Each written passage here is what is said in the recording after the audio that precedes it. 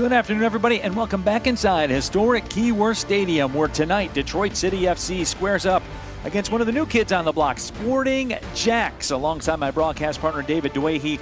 My name is Neil Rule, and Dave, as we take a look at Detroit City FC, their run of form over the course of the season so far, a 2-1-1 mark, and I think it's very rock solid. Absolutely. If you ask Danny Dicchio and his staff, I'd say they're feeling pretty good about things and playing very well at home, which bodes well.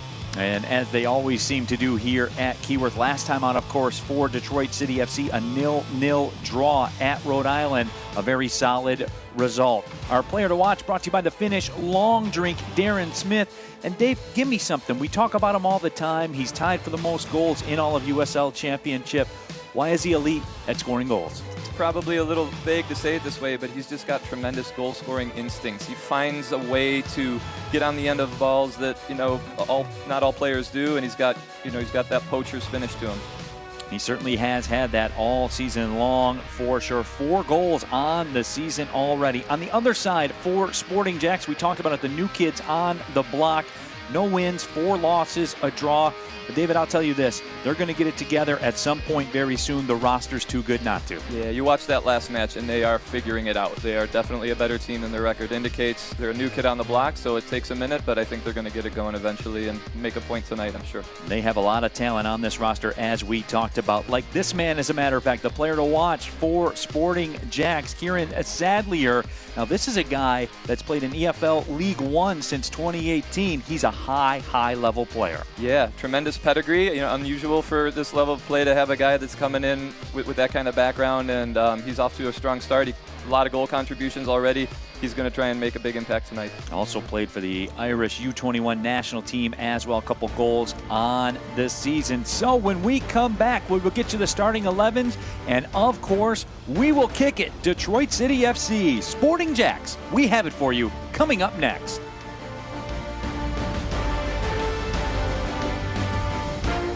Detroit, we play with passion. We push limits. We break barriers.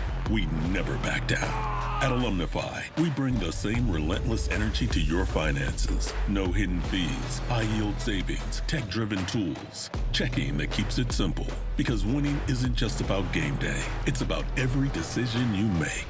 Alumnify, Detroit City Football Club. Smart banking, fearless football. One winning team. Together, we win. Some people are born warriors. Something drives them forward, past any obstacle, towards something bigger. Maybe they weren't born with a silver spoon, but they were born with a purpose.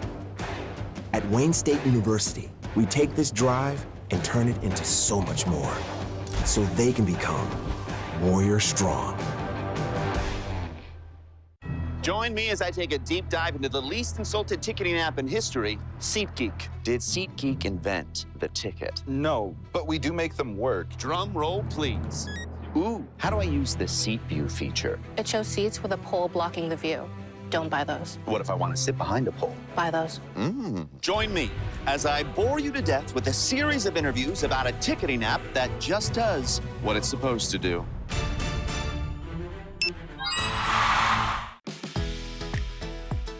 Hi, I'm Jonathan with DTE Energy. August 11th is Miss Dig 811 Day in the state of Michigan. But did you know any day of the year, 24/7 is the right time to call Miss Dig? Call at least 3 days before any digging project, large or small. Our crews will mark where DTE natural gas lines run to your home or business so you can dig safely. The service is free, it's fast, and it's the law. Remember 811. Call Miss Dig first. Today's match is presented by Pabst Light, America's quality light beer.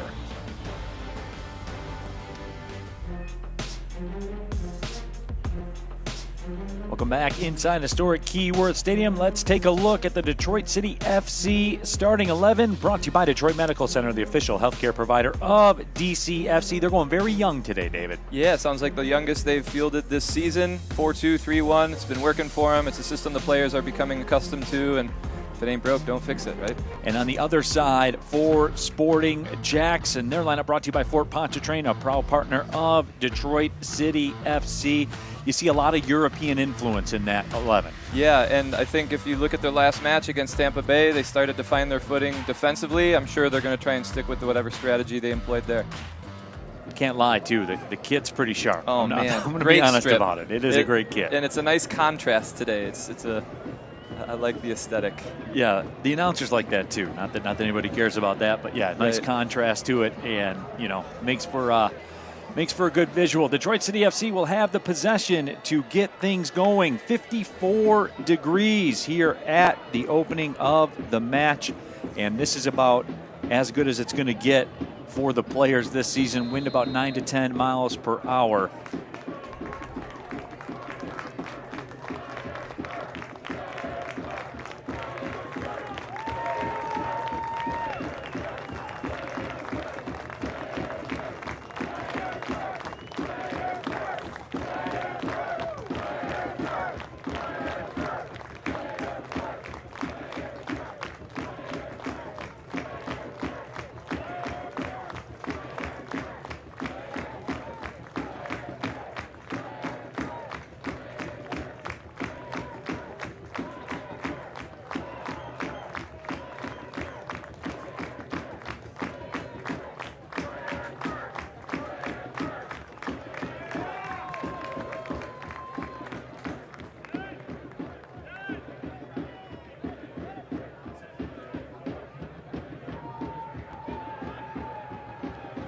Cedeno will play it back to Amu Mensah.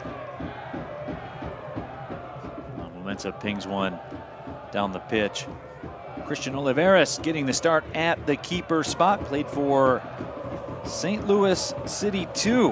MLS Next Pro, was a 2025 MLS Next Pro Goalkeeper of the Year finalist.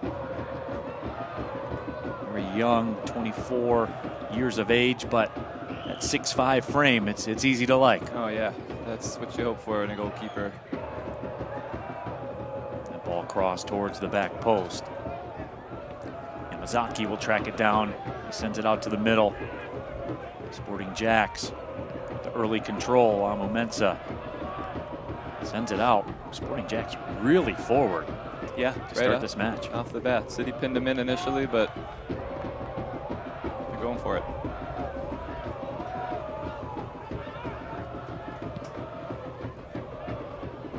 Ball up ahead. This is dangerous. Then tracked back and played away. Callum Montgomery did the job.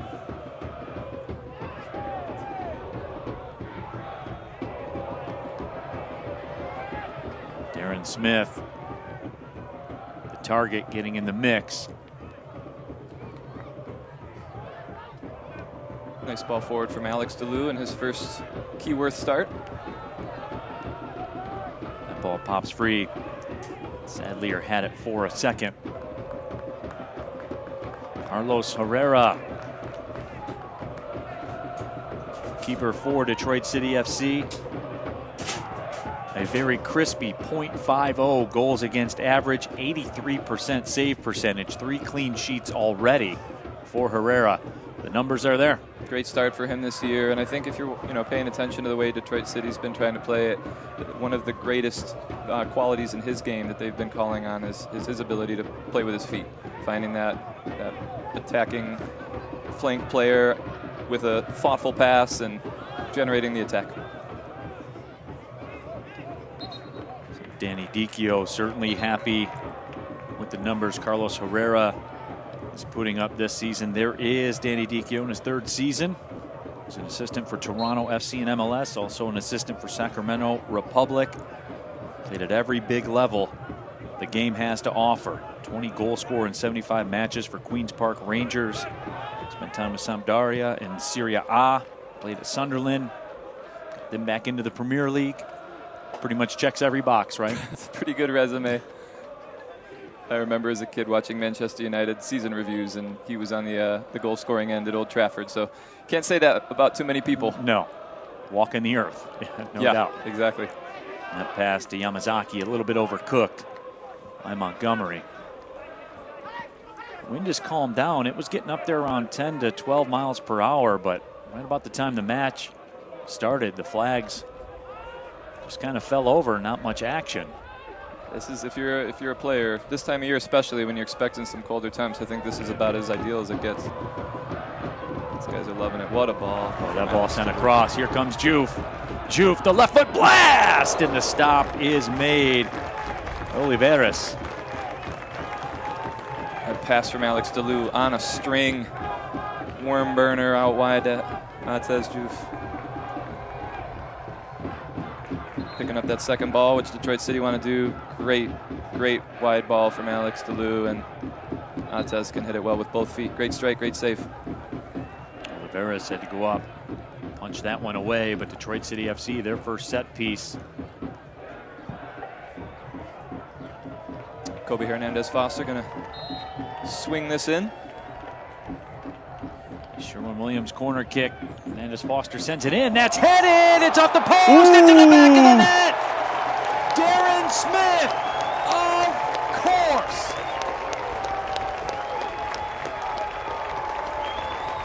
And a kiss for the family. I love it. Love it. He always goes there to celebrate, and he's had a good chance to do it this season. Multiple goals at home. He's feeling it, and it's a dream start for Detroit City FC. Team that are starting to embrace the value of the set piece, and there's that poacher's instinct. Great curling ball in from Kobe Hernandez-Foster. Knocked down from, just off that far post. I think it was Callum Montgomery getting the ball back to that far post. Good initial save from the goalie, but Darren Smith doing what Darren Smith does. If you talked about it in the open, I said, can you tell me something about Smith? Because we talk about him all the time, rightfully so. Scores a ton of goals. He's a leading goal scorer in USL Championship. Yep. What can you tell me about his game? And you were very matter-of-fact about it. Goal-scoring instinct. Goal scorers are always in the right spot at the right time. It's really weird how they're always in the right spot at the right time. Yeah, I heard it was a talking head not long ago, like a really high-level coach was just talking about that quality in forwards. And, like, you can't coach it. Some people have it, some people don't. I mean, you can certainly harness that ability, but Darren Smith's got it, and he's got it in spades, and he's on one right now. I think he's feeling the strong start, playing with a lot of confidence. Momenza touches it back. Veras made a great save in that initial header off the corner. I think Darren also the beneficiary there of the aerial play of Callum Montgomery, knowing that his job was not to win that initial ball in, but that he was going to pick up the scraps, and Callum Montgomery really dominant aerial presence. Of course, that goal, as always, brought to you by Motor City Casino. Cedeno. Smith started his run just a touch early. Cedeno had eyes on it. Yep.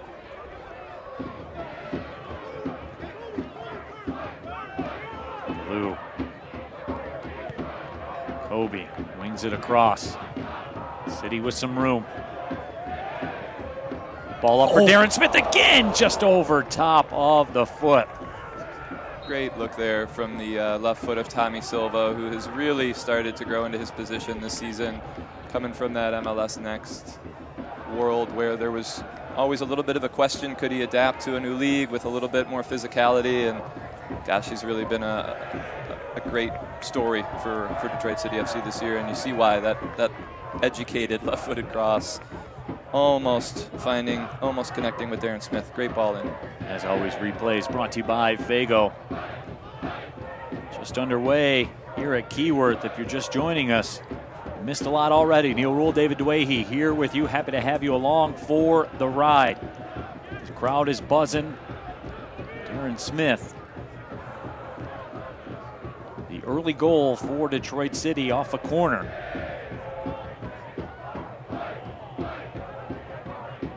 Mohamed Traore settles that one down.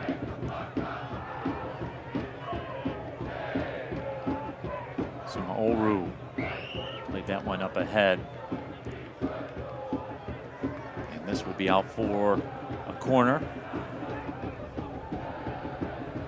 So Sporting JAX with an opportunity to respond in kind.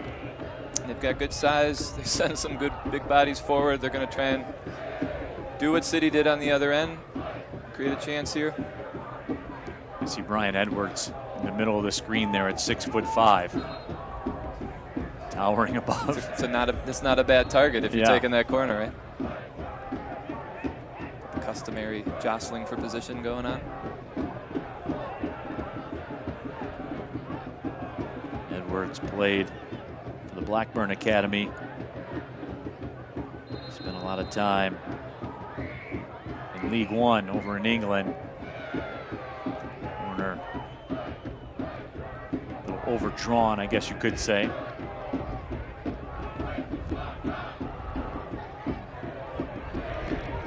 Juve nearly got through a couple JAX players. Beautiful slot pass, but here comes Callum Montgomery. And easy to lose in that moment is the fact that Darren Smith was the player that tracked back and poked that away. That's a great defensive effort from your striker.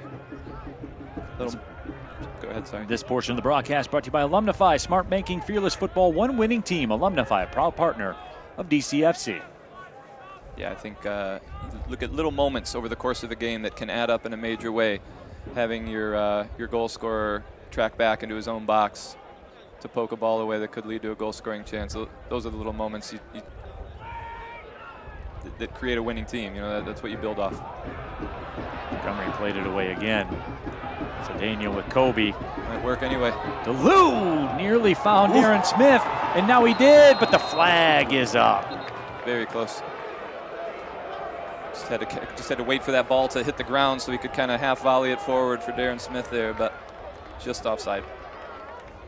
Nice little counterattack from City, showing some danger on the break.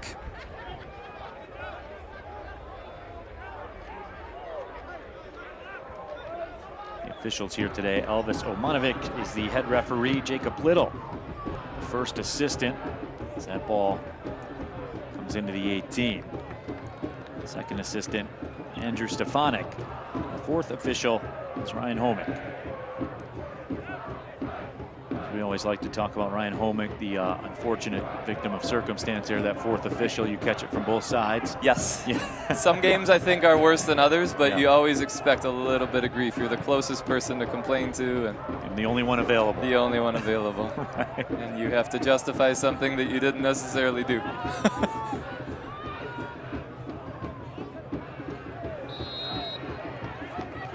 But I think there's definitely there's an art form to it, you know, letting the head coach or the assistant who's feeling a little upset, letting them be heard, letting them vent, letting them make their case, and then reporting that information to the center official. It's a very good system. I think it works well.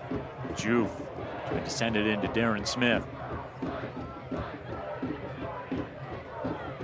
Job getting the start here today. We talked about it in the open. This is the youngest 11 to start a USL Championship match this entire season for Detroit City FC. I think the noteworthy change there, where the average age probably went down a bit, is Ryan Williams being out of the lineup and inserting Abdoulaye Diop. That gives a bit of youth into that midfield. And this is a team that, you know, from last season to this season had a kind of an unstated goal of getting a younger roster in place, and they've certainly done that. City fans tuning in, Maxi Rodriguez is available. He's in the 18, coming off the hamstring situation, which is definitely a good sign. Yeah, absolutely. And with that Open Cup game against Chicago Fire on Tuesday looming, you wonder if maybe the hope is to get him some game minutes today, and then maybe that gets a game under his belt in case he's looking to play on Tuesday. That'd be a big boost for the squad if he could participate in that game. And I'm sure a lot of the soccer world already knows, but Tuesday night, 7:30, DebtCityFC.com. Get your tickets. This place will be electric. Looking forward to it already, although neat to have a game in between and a good dress rehearsal, although these are certainly two very different games. You know, right now Detroit City FC looking to climb the table. They have some games in hand, and this is a great opportunity, and they're obviously off to a good start, but they also have to do their best to get through this game as fresh as possible for Tuesday. So walking a bit of a tightrope in that regard.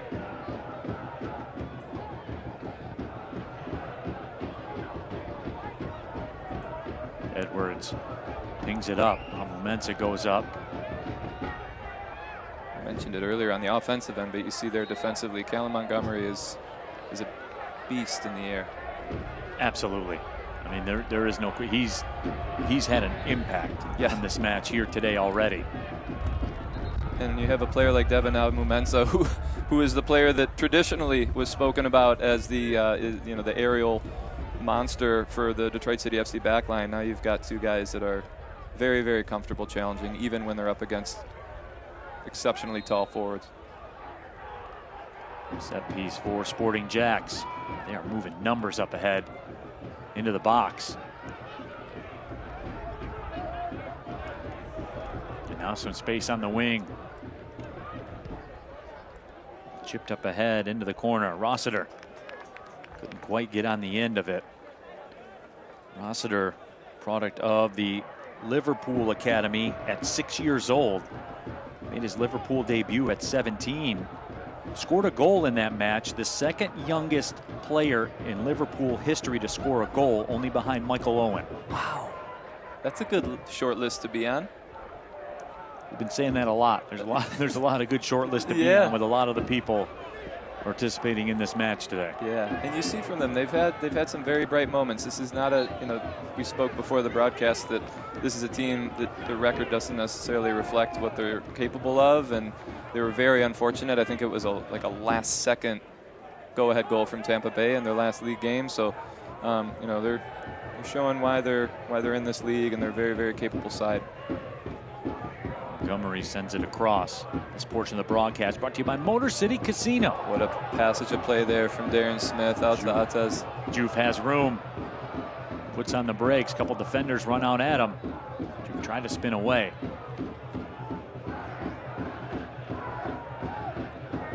That was really well worked between Darren Smith, Lai Jope, and Atez Juve. Good job too by Sporting JAX to come in, because that looked like it was going to be some trouble, but they closed it off really quickly. Cedeno. Deleu. Cedeno has it again.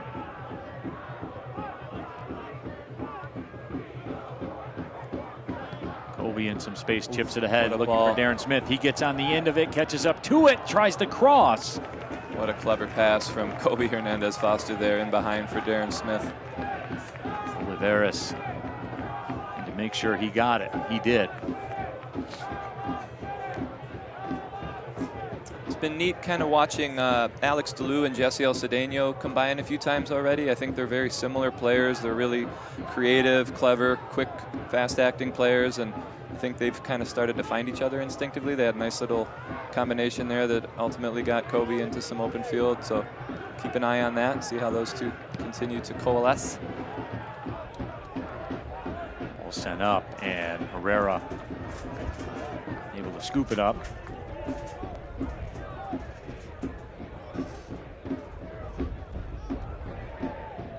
Alan Montgomery.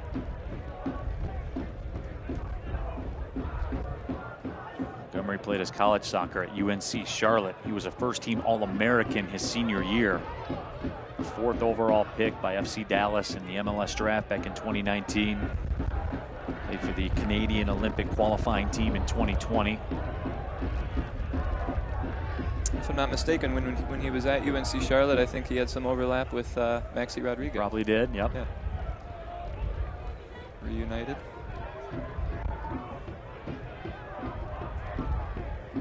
Nice driving run there from Lai Jope. Jope offside. Just tried to find Juve, yep. And there you see the explosiveness of Abdoulaye Diop, just separating from the trailing midfield players. Can really stride out well with the ball. Lai Jope over 110 matches played for Detroit City FC. Signed with Atlanta United 2 back in 2022. He's still only 24. You forget that. It's incredible. Yeah, it seems like he's been around so long that that's not a possible Well, he has. number. Both things are true. That's right. That's right. Yeah. He has. When you start that young. He's young. Yeah. Yeah, he was a fixture of the I think the 2019 Detroit City FC team back in their amateur days, and he was still kind of working his way through college. Club is happy to have him back. He's been a great ambassador for the sport and the city and the club, and Nice to see him healthy and getting after it.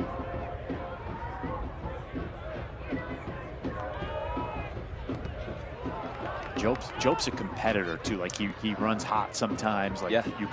He plays with a lot of emotion. Yeah, a Detroit fan favorite, I think, because he's got that that edge to him for sure, and loves to mix it up. Doesn't back off anyone.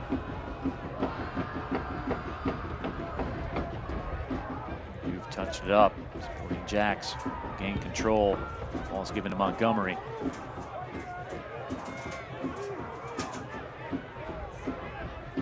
Comes back across.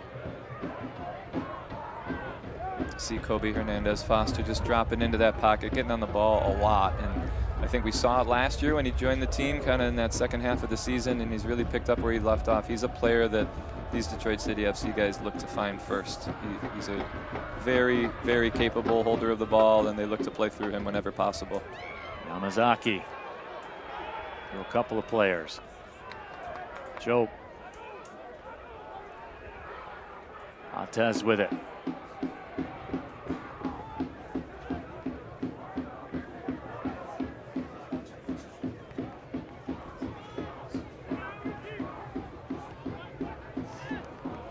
Who had it for a second, couldn't keep the control.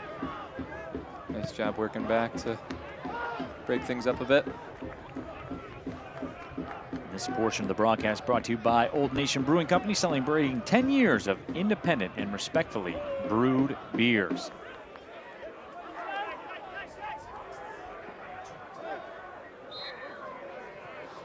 And that ball goes out of play. Gives me the chance to remind you the USL on CBS Sports Network kicks off April 18th with an Eastern Conference showdown. Charleston Battery taking on the Tampa Bay Rowdies at 3 p.m. Eastern. Catch all the action on CBS Sports Network on April 18th. Have to lock into that one. For those that didn't know, Tampa Bay Rowdies, they're back and they're rolling. They are back. Yep. Yeah, it was interesting. You watched them kind of with their off-season player announcements and thought, wow, they're really stockpiling talent. Yep. And the question is always, will it work? And the answer seems to be yes. DeLu along the side. Couldn't keep the control.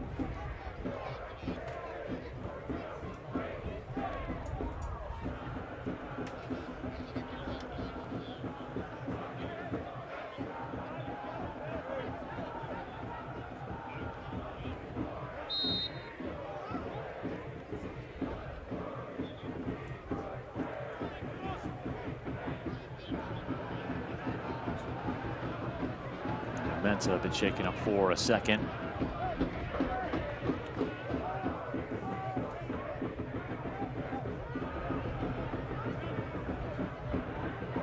Restart coming up for Sporting JAX. Doesn't get any easier for them. Sporting JAX next week will be at Lou City. Lou City coming off a loss, by the way. Yeah, it's a tough. That's a tough set of fixtures. Detroit away, Lou City away. They're got their work cut out for them. Tampa Bay Rowdies before. Right, this that's match. right. Easy to forget. That's what they had most recently. Right. Tampa Bay a perfect 4-0 on the season. Deshaun Rose played it away. Now got it back.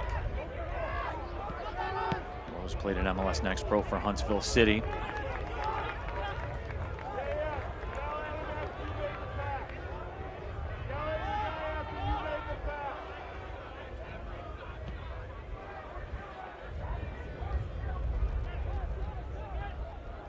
Herrera has it.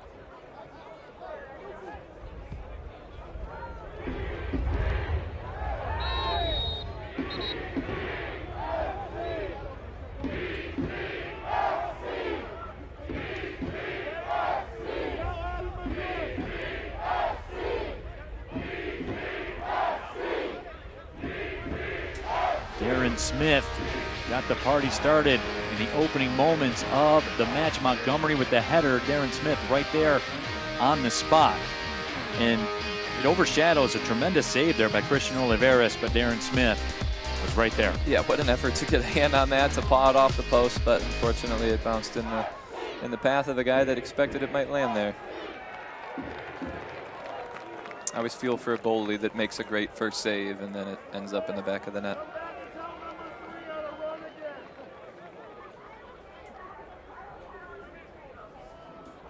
Mensa walks it up.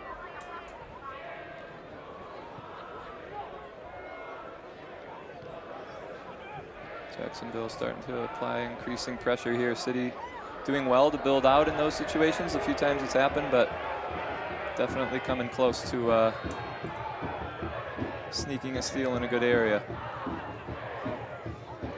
They came out very aggressive to start this match. You don't usually see teams that will play that high here at Keyworth, but they came to play. Yeah, and they're not shying away from it. They conceded a goal pretty early on in the game, but they've stuck to their guns, and they're going to try and get on the front foot.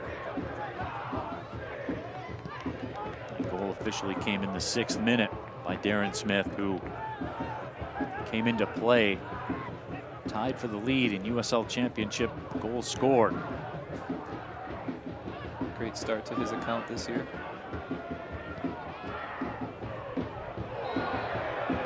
Juve with the receive. Taken to the ground. Quick restart by Cedeno. I think he's going to bring it back, Neil, but that was a really clever quick restart. I love it when teams do the quick restart because I feel like sometimes it leads to the best scoring chances. Jesse El Cedeno setting the ball down and getting Tommy Silva through there on the left wing, but I think he was a little too far from the original spot of the foul for the ref's liking. Detroit City FC just taking a look at some of the match analytics. 67% of the possession, 160 passes to 74. That's with an 86% passing accuracy as well. So for all the pressure Sporting JAX has tried to apply, Detroit City FC's taking it in stride, and Carlos Herrera, bit of a nervous moment there. Sporting JAX will get a gift, a free corner. Yep, but like a good goalkeeper, he knew that if he was going to make a little bit of a mistake, make it out of bounds. Good pressure applied there from the Jacksonville forward. Just didn't get that second touch he wanted. Certainly better to have that go out for a corner, though. Gaskalainen 6'3", Ryan Edwards is 6'5". You don't want to go to this corner well too often and have to defend him if you're Detroit City.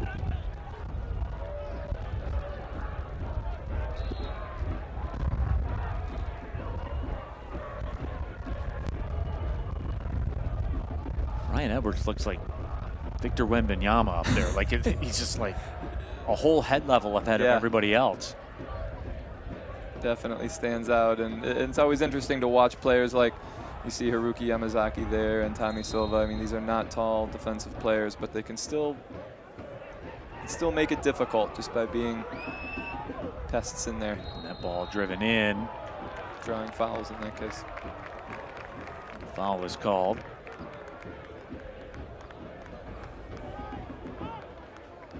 Up until that little miscue, though, I think City have done a really nice job protecting the ball and valuing possession today. A couple times over, they've been able to establish possession in the Sporting JAX half, and that's very ideal rather than back here where it's a little nervy.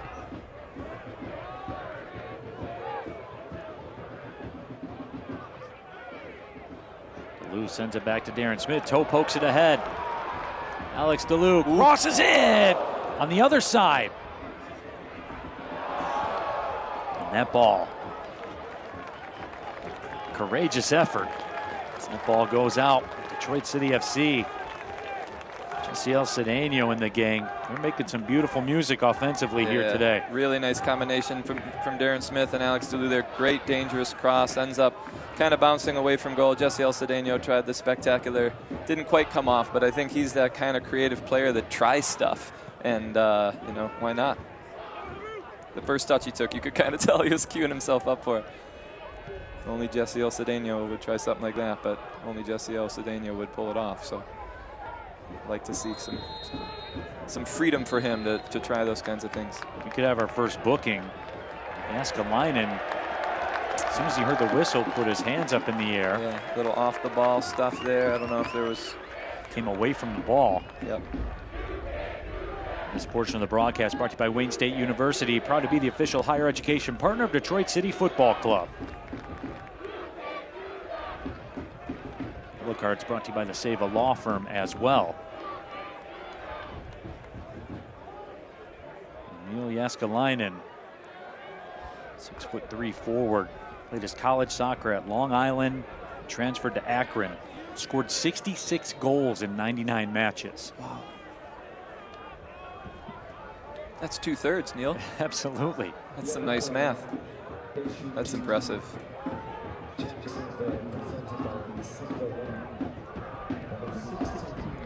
And he played at Akron. Like, that's these are not right. It's national championship contending program. Yeah, against top level competition every single match.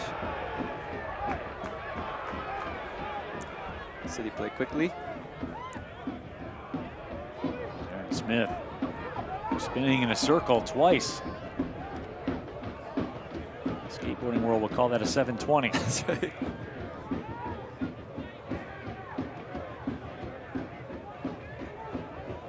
Daniel lays it off. Out on the wing. Cross. Might still play there for Atez Juve. Juve over on the right side this time. Kobe Hernandez Foster keeps it. Yamazaki with some space. Yamazaki lays it off. Cedeno tried to give it a go and just went wide of that right post. Kept it low on the surface. Nearly found that right post. So the last phase of the game has been good to City. I think they're starting to create some chances on the break, but they're also just, I don't know, things are working all of a sudden and they're really feeling it, getting some shots toward goal. Good last little segment for them.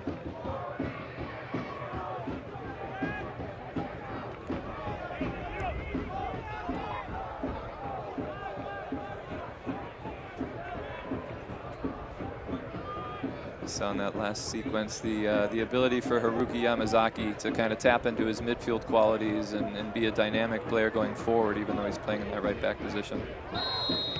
Aaron Smith dinged with the foul that time.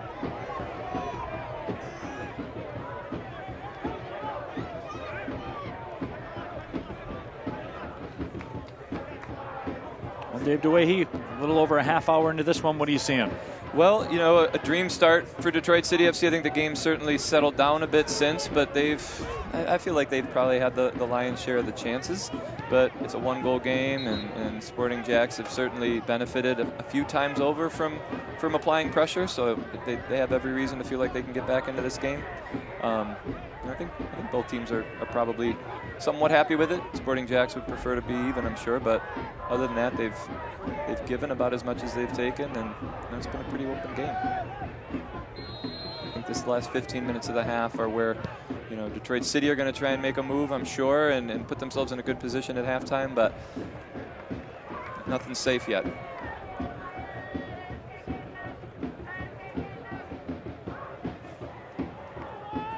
Sporting JAX has, over the course of the last 10 minutes, been able to pick up a couple of set pieces, and they don't necessarily have to be corners. We talked about their size up top. Yeah, any free kick in the offensive half, they're going to lump in and they're going to knock it down, flick it on, make it tough for a team like Detroit City FC to deal with in terms of the height difference. And Detroit City FC, on the other hand, love these phases of the game where they're just on the ball and it's on the ground. Mumenta makes his way across midfield. DeLu had it dispossessed. Well done by Tyshawn Rose. Yeah, some good defending there against a very quick, dynamic dribbler in Alex DeLu. That was very well done.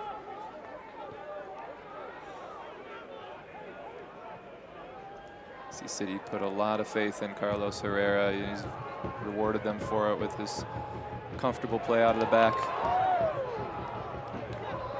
Cedeno, just Ooh, now, nice. boy, what a job by DeLu. Well Here done. comes Cedeno. Great switch. Sends it into space. What a touch. Juve nearly able to keep it. Joe picks it up.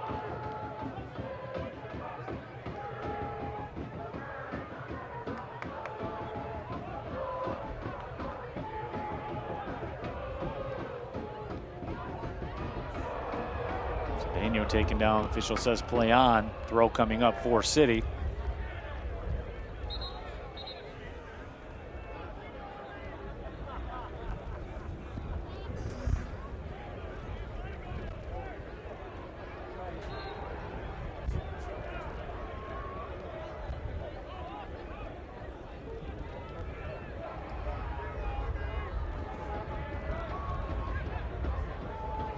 Mumensa.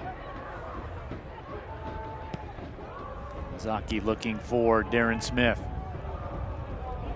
Got a head on it. Mumensa comes flying in. Throw coming up for Sporting JAX. Sporting JAX, coached by Liam Fox in his first season, obviously. Sporting JAX, their debut season. Was previously an interim manager for Heart of Midlothian the last 2 seasons, 24 and 25.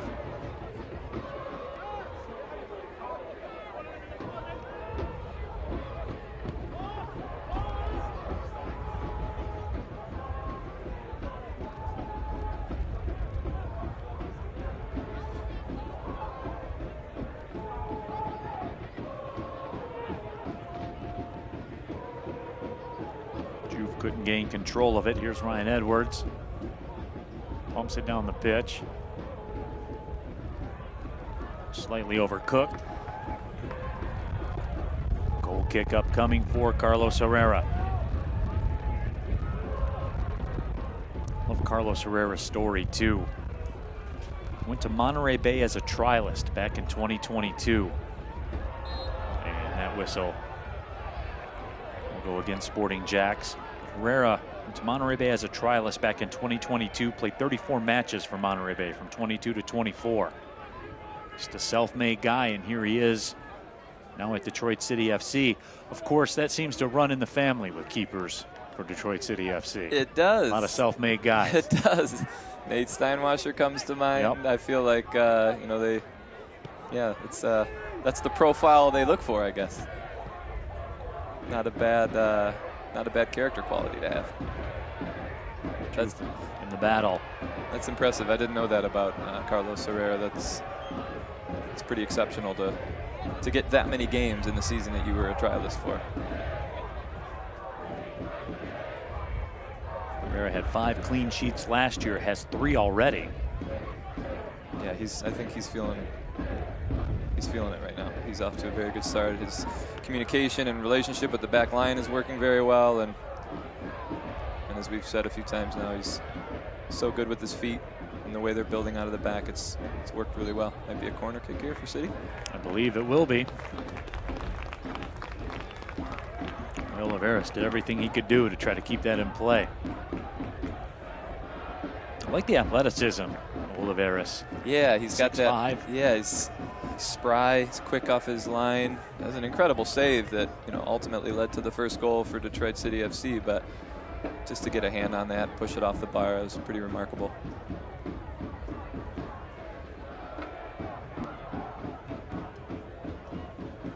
The corner coming up for City. Kobe Hernandez-Foster sends it in, comes free. Atez Juve gives it a side volley. Couldn't quite connect. The ball just wouldn't come down for him. He was waiting and waiting, and it just, yeah, he had to wrap his foot around it. Unlucky that it spun off. But again, City very dangerous off the corner. Outswinger from Kobe Hernandez-Foster. Devin Amumensa gets a little flick on, and Atez couldn't quite get around it, but really nicely worked corner kick play there, and that's 2 corners now where they've been dangerous. This portion of the broadcast brought to you by SeatGeek, your ticket to great Detroit City FC seats. It's almost as though Devin Amumensa heard me praising Callum Montgomery for his aerial prowess in these last couple sequences. He's shown what he's capable of. Just such a presence in the air. I mean, he's a multifaceted player, but when it comes to aerial duels, I feel like across the league, he's got to be one of the top defenders. Ball goes out of play. So says Jacob Little, the assistant referee 1. Ooh, he threw it from the, I think they might give him another chance at it. Kind of got that, yeah, actually it's a City throw. It's a little confusion around where he was throwing it from. Boy, Traore took a bit of a risk there throwing that one. Turned and threw it into the crowd.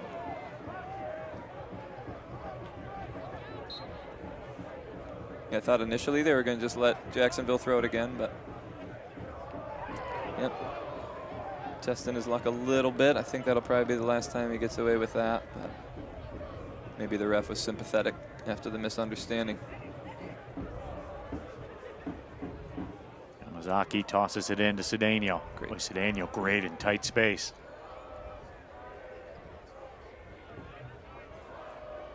Yamazaki battling for it. Lou plays it down.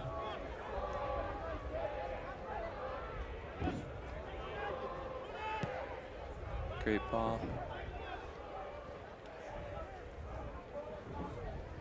Aaron Smith bounces off some contact, keeps it. Yamazaki with it. Pokes it through. Kobe Hernandez Foster swings it. Good defensive clearance from Jacksonville there. That was a dangerous ball in from Kobe. Juve was lurking. Joe plays it back. As this ball works its way around, it's been really interesting to see a slight change this year with Callum Montgomery playing that left center back position. It puts Devin Amu-Mensah on his favored right foot. We just saw him play that ball forward there. All these years they've been having him play on the left side of that defensive pairing, and he's two-footed for sure, but I think he's much more comfortable on his right, and you're seeing the results. He's played some really nice lofted balls in over the top that have found their target, and this has definitely freed him up to be a little bit more of an attacking threat from the back line. Cedeno with some pressure. 50-50 ball up in the air. Montez Juve wins it. Ball nearly got back through to Juve.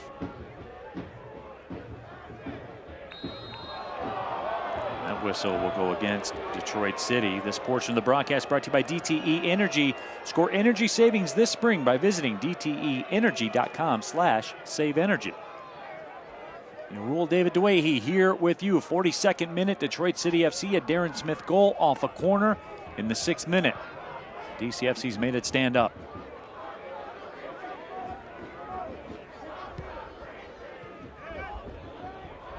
Pretty much a picture perfect Saturday afternoon. 54 degrees of temperature.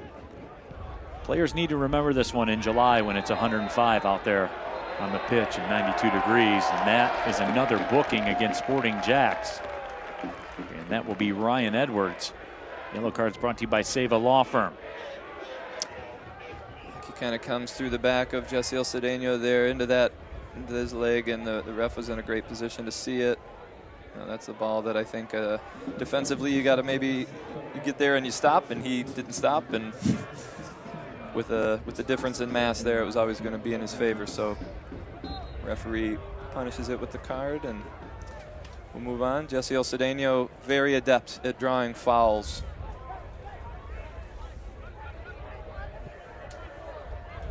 Sporting JAX 11 fouls, 2 yellow cards. Detroit City FC 5 fouls, no cards. Smith tried to go back to Joe. Clearance attempt played out by Detroit City FC. Boy, how about this crowd here today too? We talked about it. Beautiful. Mid-50s outside, sunny. And keep in mind too, this is an April in the D game. Detroit Tigers playing in front of a sellout crowd this afternoon. The Red Wings getting ready to go over at Little Caesars Arena. Pushing 6,000 plus here at Detroit City FC. It's pretty cool. Best sports city in America. Yeah, stand on that. It's nice to have that synergy going all on one day, and it really is. It really is.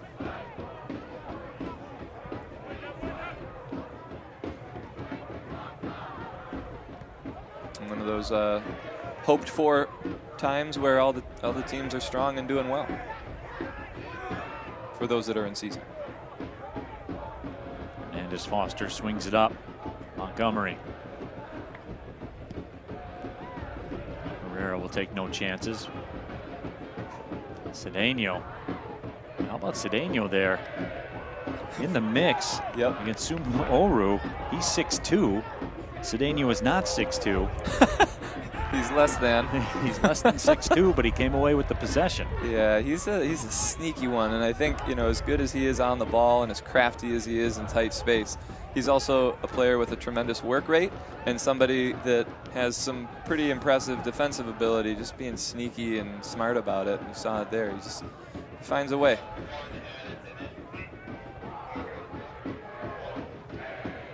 Being told there'll be 1 minute of stoppage time. Good strength there from Alex DeLu. Winning the spot.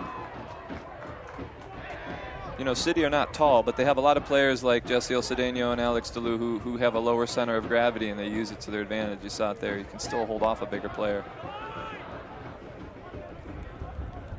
Ooh, what a touch. DeLu nearly made his way through.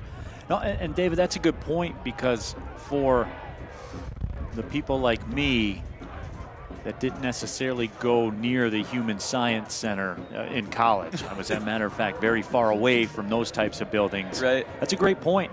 You know, even if you are 5'8", 5'9", you got that low center of gravity, you're tough to move. Yeah, yeah, and if the ball's on the ground, as it's been for much of this game, I think it's in your favor if you're quick. And, you know, I was talking earlier this week to Detroit City FC head coach Danny Dicchio, and he mentioned with the strategy that Jacksonville employed against the Rowdies in their last game, being a little bit more direct and using their height advantage.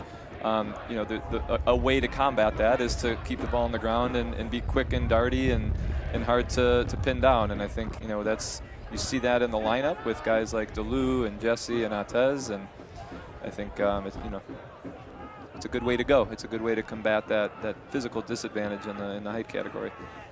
Dying moment of the first half. Yamazaki cut that ball out. Kobe Hernandez-Foster will take it and clear it. And that turned out to be the right play, because the whistle will sound and the first half comes to an end. But Dave, a dream start for Detroit City FC. That man, Darren Smith, the goal in the 6th minute, and everything changes at Keyworth Stadium when Detroit City FC grabs an early lead. Yeah, they love, this is a fortress for them. They try and make it that way every season, and they're off to a really good start in their home account. They'll look to protect the lead in the second half. So we will take our first halftime break. When we come back, we'll get you caught up with everything that's going on around USL Championship and more. Halftime brought to you by Pabst Light. Detroit City FC with the 1-0 lead.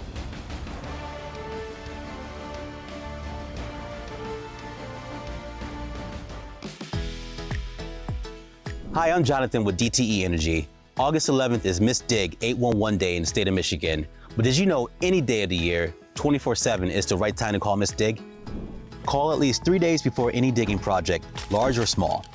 Our crews will mark where DTE natural gas lines run to your home or business so you can dig safely. The service is free, it's fast, and it's the law.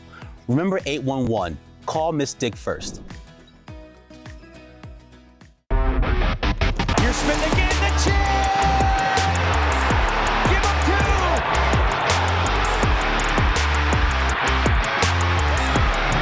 It's through 2 defenders! Oh, what a goal by Juve! Service on the corner! And it's 1-0 City!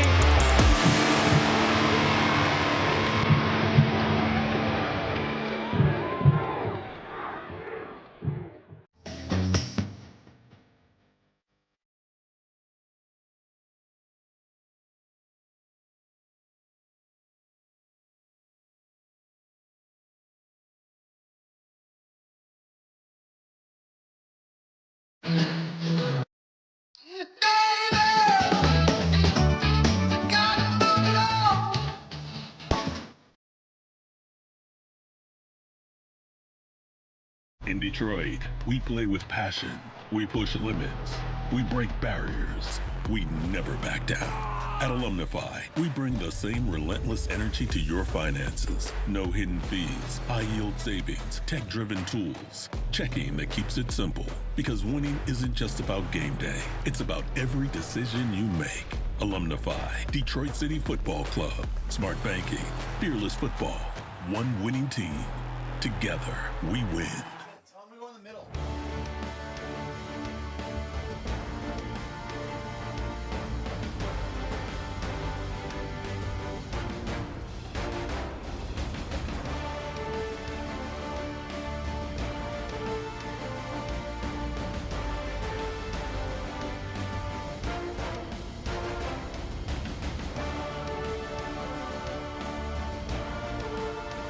I'm Tommy Silva. I'm from Tucson, Arizona, and I play left back for Detroit City FC. I'm a player who likes to work really hard. Usually when people watch me play, they comment on how much I run, And so I'm going to be up and down the pitch. Yeah, hard work and intensity is what I bring. Let's go! The way that I said yes to Detroit City was I was contacted by Danny, the head coach, and I had a great conversation with him. He just seemed like an amazing guy, and I'm also a very faithful person, and on that call he told me about his faith without knowing that I'm a believer, and that was just a huge checkbox for me. So I was really excited about it, and then they sent over a contract offer on Christmas Eve, and it was a nice Christmas present, and then a few days later me and my wife decided to go for it. I think it's going to be a great step for Tommy, because now he's going to be in an environment like we saw with Isaiah LaFleur last year, who came in and done an incredible job. These players are excited to come and play pro football, and it's going to be a little bit of an eye-opener for him when he sees the hustle and bustle of the USL Championship, but he has the personality and character to really strive here. Before making my decision, I reached out to a lot of friends who have played in the USL, and they all spoke so highly about the game day experience at Keyworth. They said the Detroit fans are crazy, that it feels like the stadium's on top of you, and so they've all loved playing here, even though they've been on opposing teams. And another great thing I heard was just that the people make the organization. That's really important to me, so it was really exciting for me to come to Detroit.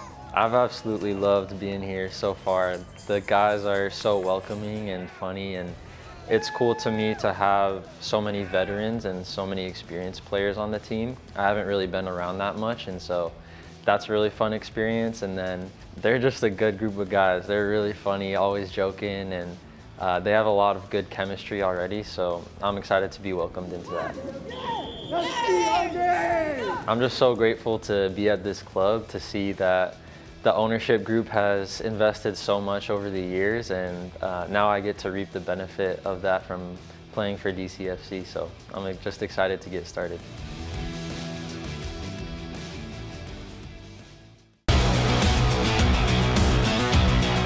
This week on USL All Access, which championship team benefited the most from the third round Open Cup draw? Ben Pierman, head coach of the Charleston Battery, becomes the second youngest and second fastest to 100 USL Championship victories. And how about MD Myers? Forward from the Tampa Bay Rowdies joins us to talk his unique career path and what it's like being the main man under Dom Casciato.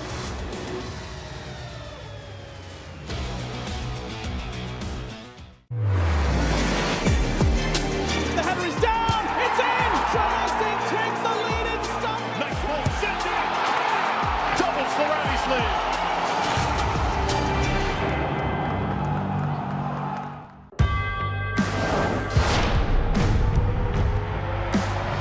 Prinks Tires in the USL help soccer journeys everywhere to drive harder.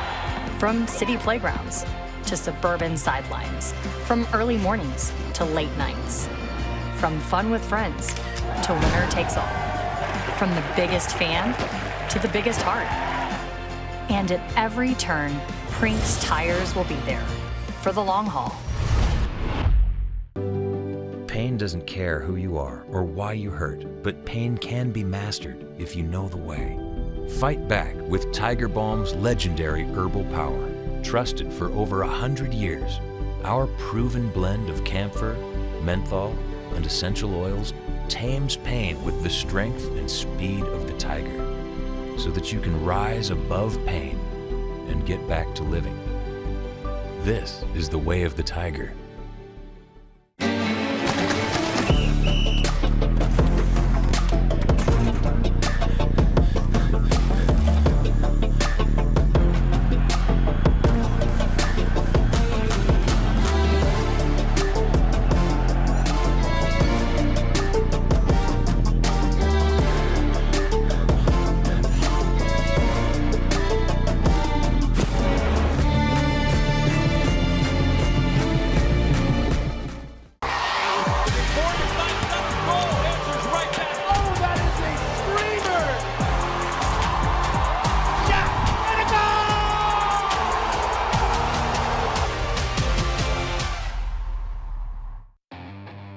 Some people are born warriors.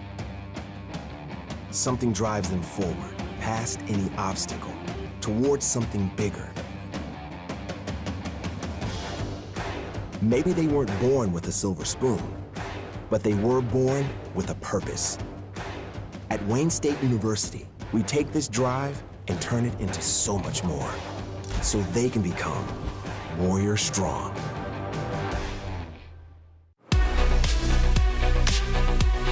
It is halftime in the USL Championship. We hope you're enjoying your match so far. I'm Dan Lucas inside the USL studio with a look at some of the headlines this week. Charleston Battery head coach Ben Pierman achieved his 100th victory in the championship in Week 5, the 6th coach in championship history to reach that milestone. And that 2-0 win was a big one, Charleston's first ever road victory against Louisville City. We have 4 remaining unbeaten teams: San Antonio, El Paso, Hartford, and Tampa Bay. The Rowdies are the lone team with all wins so far, 4 of them thanks in big part to crunch time.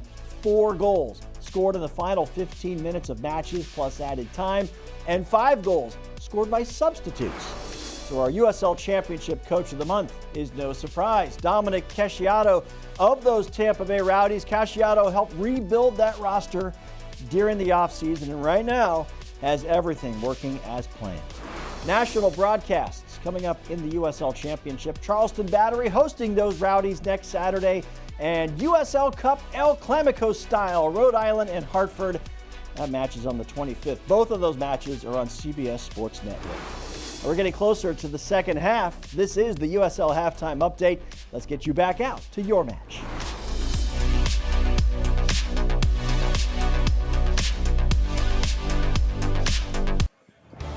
Welcome back to halftime here at historic Keyworth Stadium. Detroit City FC with the 1-0 lead over Sporting JAX. Halftime brought to you by Pabst Light, America's quality light beer.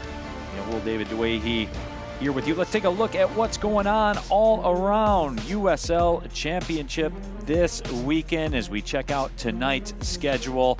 And there are the fixtures, and of course Orange County, Tulsa, that'll be coming up tonight at 8 p.m. We get out of here about 6 o'clock or so, 6:30. What's David DeWahey's TV going to be on tonight? The one that stands out to me is that Tampa Bay Oakland Roots game. I think you got 2 top teams in their respective conferences, and I mean at this point I'm just curious to see if Tampa Bay can continue this amazing start they've had. They are 4-0 so far to get things started, and you knew they just weren't going to stay down for long. And late night, a little bit of a lighter West Coast schedule. Las Vegas Lights and Sacramento Republic, and of course Phoenix Rising and New Mexico United. You know that'll be a good one. Yeah, and I saw something recently about the Phoenix Rising New Mexico history. They've had some great back and forths over the years, both teams kind of wrestling for the historical dominance, and 2 very high-powered teams going at it. Absolutely. So we will take our final break. When we come back, we'll have the second half of action for you. Halftime brought to you by Pabst Light, America's quality light beer. Detroit City FC with the 1-0 lead.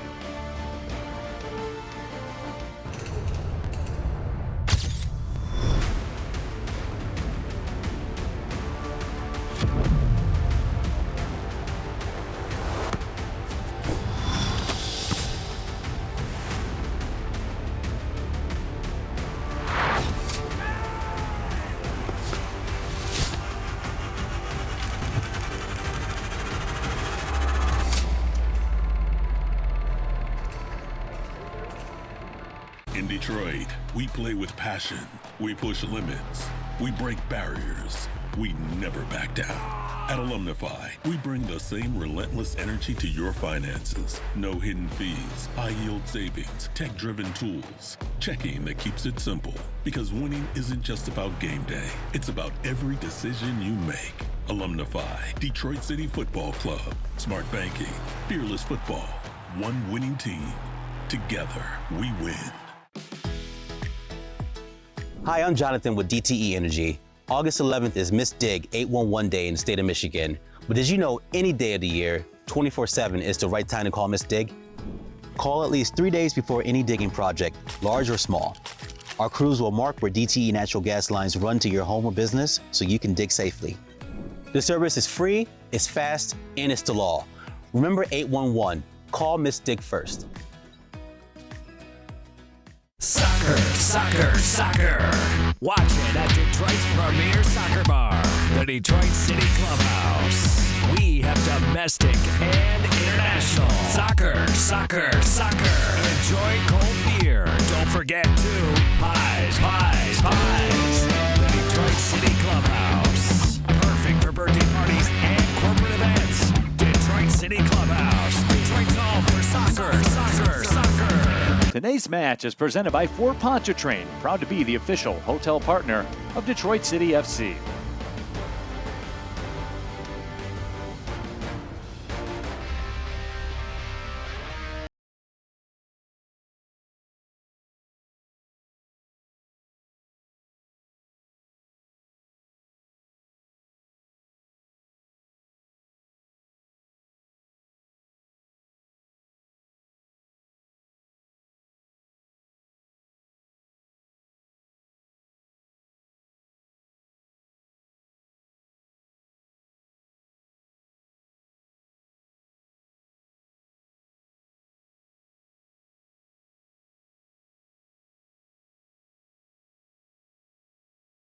As his job has been scoring goals, and he's doing it better than anyone in USL Championship right now. All in there by himself, as a matter of fact, as we check out the halftime stats. And I'll tell you what, Dave, that is a dominating stat line there for Detroit City FC. All the possession, all the shots on target. Yeah, and I think the big one there is that they're 0 from Sporting JAX. City have done such a good job keeping their chances to a minimum, and then ultimately, neutralizing anything that might even lead to a shot on goal. It's interesting to note, too, Sporting JAX, and look, we've seen this in Keyworth before, where maybe teams, certainly in the first half, don't maybe want to engage. Sporting JAX has been the opposite of that. They've gone forward, they've committed bodies. Absolutely.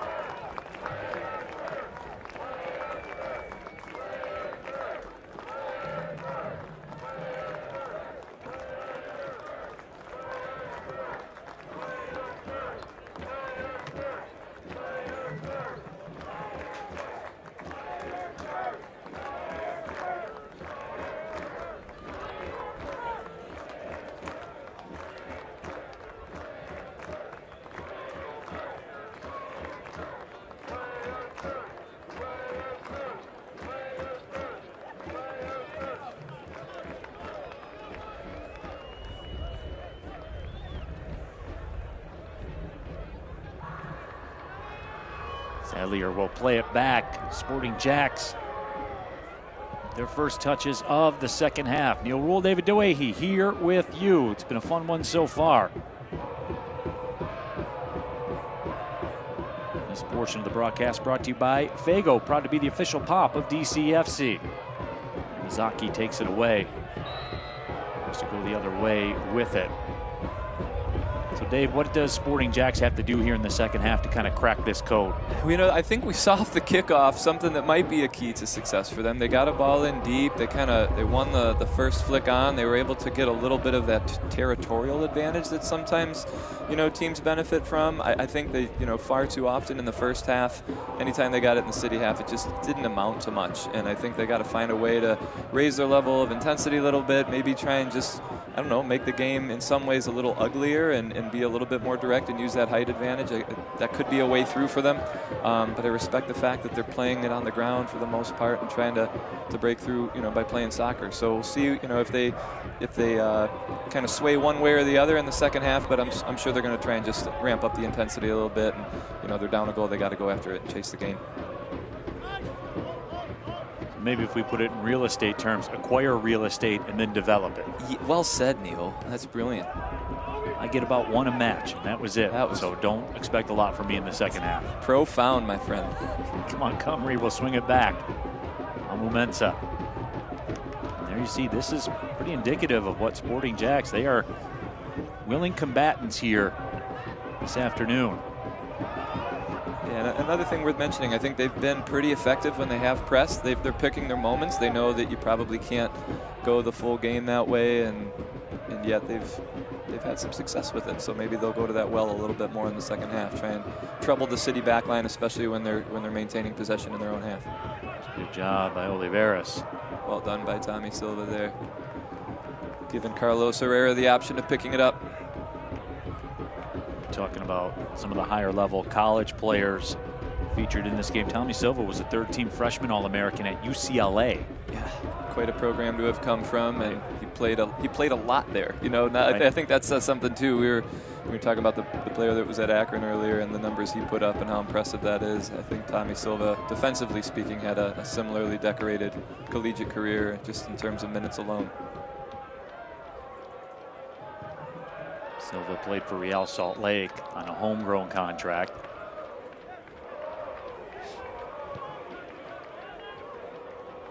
Adapting very well to the demands of the USL Championship, and I think so much of it just comes down to what an intelligent player he is. Plays really well within his strengths, picks his moments to go forward. What a ball from Kobe Hernandez Foster forward to Darren Smith there. Montez Juve nearly collected it. And there's Silva again. This time it's taken away.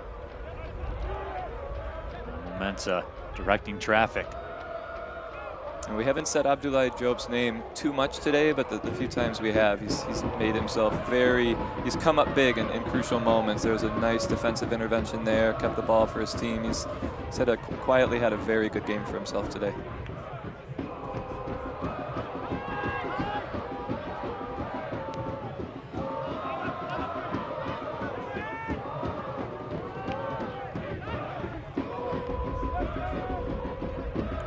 Gomez slides it across the middle. Diop will be called for that foul. Just a little overzealous there, but if you win that ball, you're in a good spot, so sometimes it's worth the risk.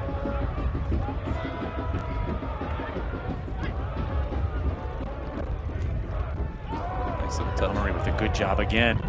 Nice little redirected touch from Tommy Silva there. It's 3v3. Cedeno to Darren Smith. Lays it off, and a rocket by DeLu is stopped by Oliveras. What a smart pass from Darren Smith there. Beautifully timed.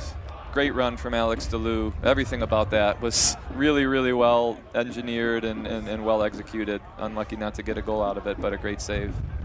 Cedeno in some space for a moment, but the flag goes up.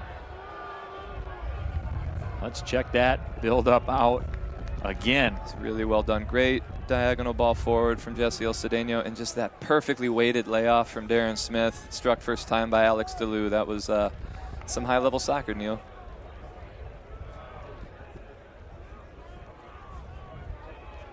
Oliveras up to the task, though, as he's been a few times today. He's a great shot stopper. See the graphic up on the left of the screen. Shots 10-0 in favor of Detroit.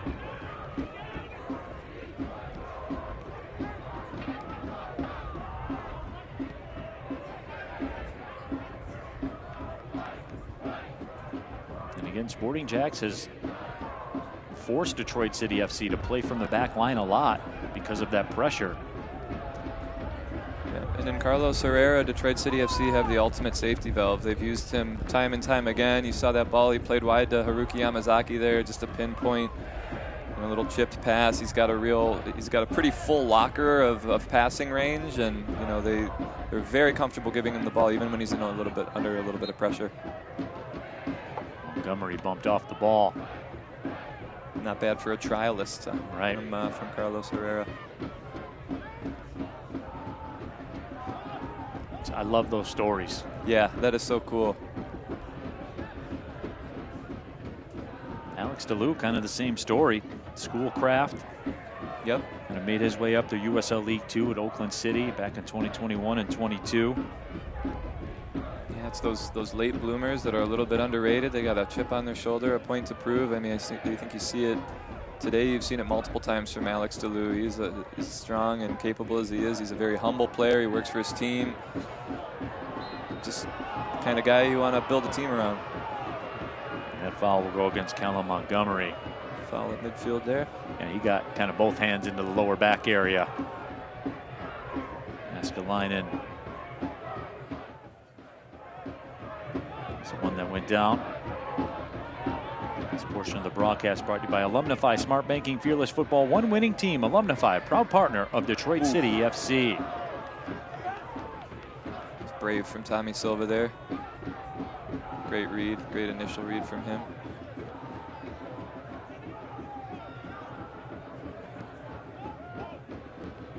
What a ball from Callum Montgomery. Cedeno taken down. He's got to be careful, Edwards. He's on a yellow, I believe. Actually, I think it was him who drew one for the foul on Cedeno earlier in the game. He's living a little bit dangerously there. And if you are wondering if JCL Cedeno knows that he's on a yellow, the answer is yes. Yes, very aware. Super thoughtful player, JCL Cedeno. Always looking for any advantage that he can exert. Jääskeläinen on a yellow as well, alongside Edwards. We're sporting JAX. Oh, well done by Juve. Hatez and Lai there.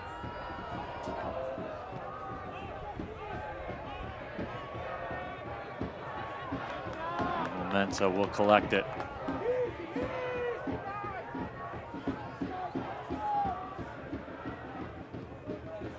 What a diagonal ball from Kobe Hernandez-Foster there. Silva, Juve spins back the other way. Juve puts the brakes on again. Juve lets it go with the left foot. A little bit of a misfire. Boy, Hatez Juve was looking for a highlight reel. I think he was of two minds there. Great first move. Found himself on that favored right foot, ended up going to his left, but he can hit it well with both feet. No reason not to try. What a great find, though, from Kobe Hernandez-Foster, who, if I remember correctly, picked it up off to the right, kind of finding pockets of space and along the back line, and he has the freedom to do that. You know, the way they're playing right now with those two central defensive midfielders, you know, Kobe's the one that I think gets the free rein to just go find the ball, and it's working very well for them so far. Herrera drops it right onto the chest of JCL Cedeno. Ooh, he's got to be careful. Referee is thinking about it. And that is the "you are on a yellow, sir." Yep, don't forget it. That's your last warning. He's got to make sure he doesn't foul again for a while, because been a few in the last minute. JCL Cedeno just masterful in the art of drawing contact. It's not a dive. He gets a little clip, a little one across the knee there, but he's kind of ready for it when it comes, and it's very hard to defend a player that can beat you or draw the foul. Silva absorbs the contact, stays in possession. Cedeno. This is exactly where City want to be, possessing it in the Jacksonville third.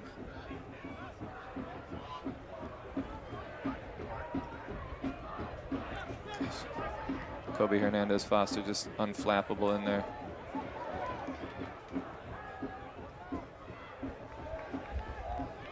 Deep throw in for City. Looks like we might have a substitution now. And that is the case. Edgardo Rito will check in to the match. Oru will come out.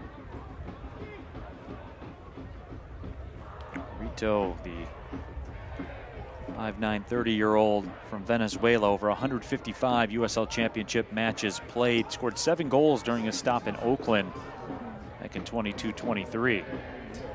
Rito comes in, puts an extended arm and hand into the chest of Kobe Foster immediately upon entering the match.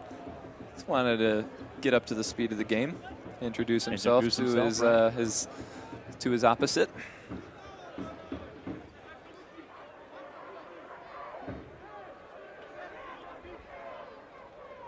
Always fun to watch those little moments where players kind of jockey for position, gain a little psychological advantage maybe as well. Great first touch there from Callum Montgomery. Throw coming in now for City. Detroit City 69% of the possession. How about this number 2? 277 passes, 235 of them have connected. I did the math for you, 85% connection rate. That's a good number for them. It's a team, I think, that's definitely prided themselves on trying to win that category every game, keeping the ball, but moving it forward and doing so. And I think they've struck a really good balance today, Neil. Like, as much as they've had the ball, a lot of that possession has been in the offensive half, or in many cases the offensive third, and it hasn't just been possession for the sake of possession. It's been meaningful, direct, and it's led to some good situations for them.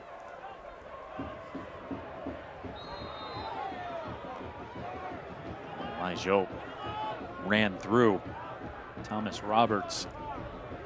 I believe hit with that foul call. Yeah, I think he might have. I'm wondering if he got pushed into it, maybe, because it is a City free kick. Might have been Jaskalainen with a hand in the back, and he has to be careful as well. Oh, what a pass. Juve can't quite get on the end of it. Just missed, but looking to play that penetrating diagonal ball. Jesse Cedeno has played a couple passes like that today, just that kind of quick release, get the guy in behind. Didn't quite connect with Atez Juve there, but looking to probe the back line there of Jacksonville.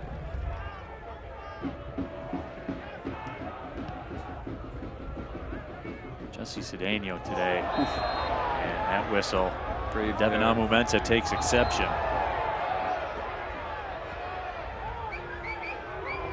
I think Devin's saying that Haruki Yamazaki was in a pretty vulnerable position there, playing the ball and sticking up for his teammate. Yamazaki down, not moving a lot there on the turf.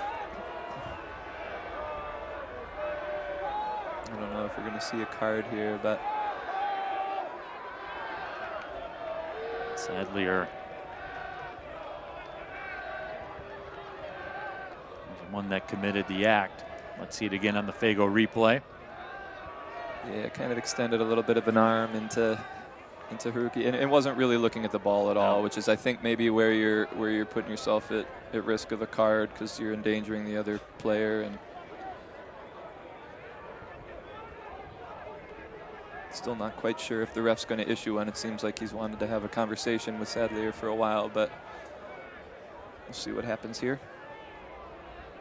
Good news is Haruki Yamazaki's back on his feet. Seems to be okay. And the just about 6,000 DCFC fans in the house. I think it is safe to say Kieran Sadlier is not #1 on their list.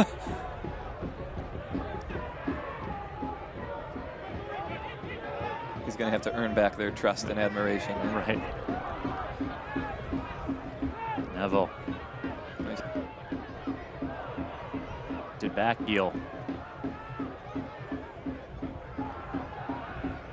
Montgomery will pop it out. This portion of the broadcast brought to you by the Save Out Law Firm. Great ball wide from Edwards there. Rose with it at the corner of the 18. Peels it back. Sent in, Amumensa sends it out. Well done by Alex DeLu there. That's a nice little stint from Jacksonville there. One of the first times this half that I can remember where they got the ball into City's half and kept it a little bit and circulated possession and put City on their heels a little. They got to do more of that if they're going to get themselves on the shot board here. Gives chase. Yamazaki into the corner, a 1v1 battle. Well defended by Haruki Yamazaki. He's just persistent. He's so persistent, and he always gives 100% no matter what the situation. I think his teammates have learned to depend on that from him, and more often than not, he's either coming up with the ball or getting a little poke on it or unsettling the guy. He's just very effective in that right back position, and he's really made that his spot this season over 5 games so far. Yamazaki right there was like my daughter at bedtime, just tough to pin down. It's not going to stop, not going to quit. Every reason to stay awake. Yeah, absolutely. Just fighting the good fight. Yep. Until he got his result. Love it. Not to be denied, nope. Right? Yeah. And make it hard on the other team.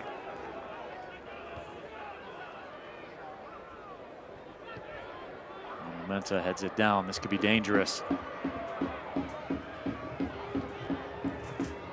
Well defended by Callum Montgomery there. And a great recovery run from Lai Job to put pressure on that initial ball, force the pass a little wider than Jacksonville wanted it, I think. And good team defending from City there, but a nice little nice little break and an opportunity for Jacksonville that they're going to try and generate more and more of as they look to get back in this game. Dave, I was going to ask you, because we're just over an hour in, Sporting JAX, when are they going to flip the switch? And it seems as though they have. Yeah, I think we're starting to see them kick it into another gear and throw caution to the wind a little bit. Obviously, they're still defending well, but I think they're starting to say, hey, let's see what we can make happen. 30 minutes. These, of course, are the situations where something like this can happen. Cedeno sends it up. DeLu, can he get on the end of it? He does. Alex DeLu backs it out. Yamazaki, Kobe.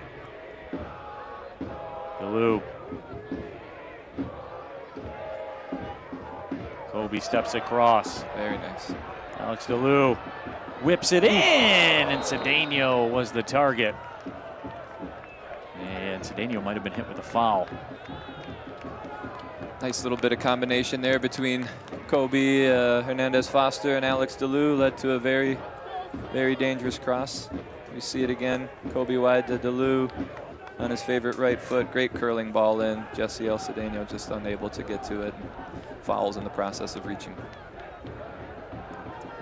But it's a good response from City. Jacksonville had started to assert themselves a bit, and nothing better than a counterattack that almost leads to a goal.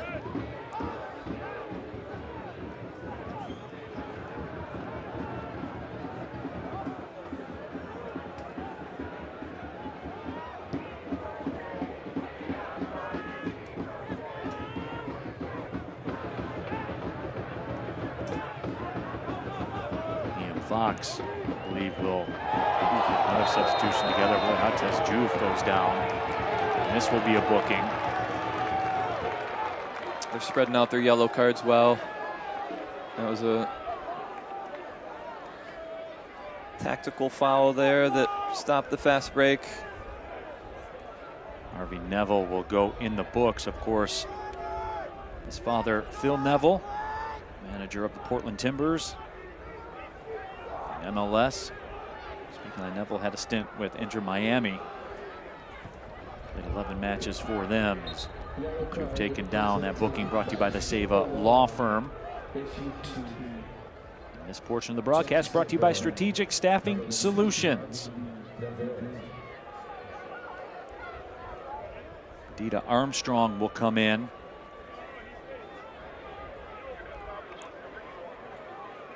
And I believe Sadlier's coming out. That is the case. Dita Armstrong, the son of Desmond Armstrong, was the first U.S.-born black player to play in the World Cup back in 1990. Was elected into the National Soccer Hall of Fame in 2012. Also played for the USA in the 1988 Olympics. I remember him well. He was one of my favorite national team players. I believe he wore number 15, which was my favorite number, so I gravitated toward him, but he's a great player and a great steward of the sport in the U.S. Louis Hernandez Foster drives it towards the back post. Aaron Smith was ranging for it. Yeah, I think he was I think that might have been a bit scripted. See if he could float it over the cluster of defenders and get Darren in behind them, but just came up a little short as the Jacksonville defender was up to it.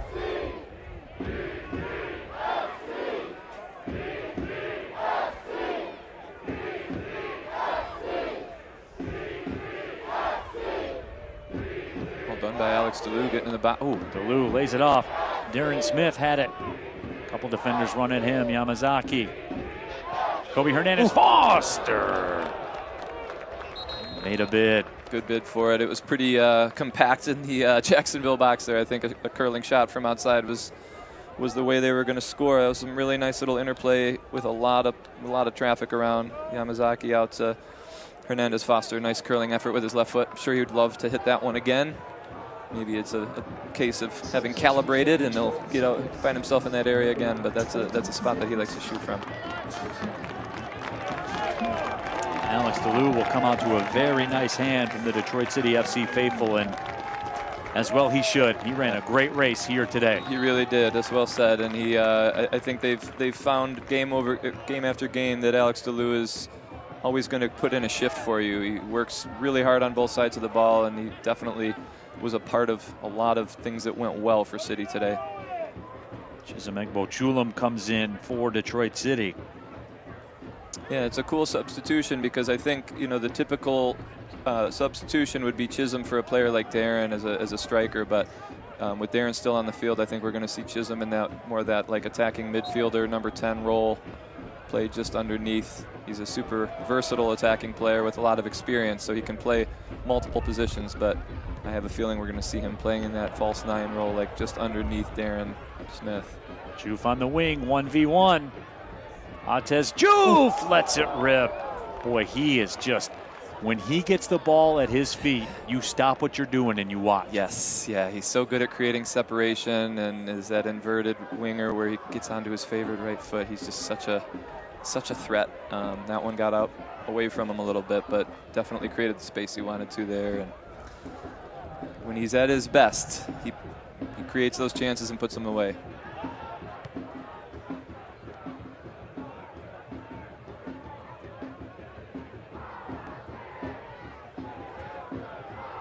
Yamazaki. So it might land for City. Well done there by Edwards. Ball flicked back by Ryan Edwards. Seeing a little bit of the press here from City. Chisholm running on the goalie a bit. Yamazaki steps through a couple of players. Stays up, stays in the fight. Well done. Did really well to hold him off there. Chipped up ahead looking for Cedeno. Oh, well done by Chisholm Egbo-Chulam, just kind of letting that ball go, the little dummy run, and Cedeno almost on the end of it. Some good stuff from City lately.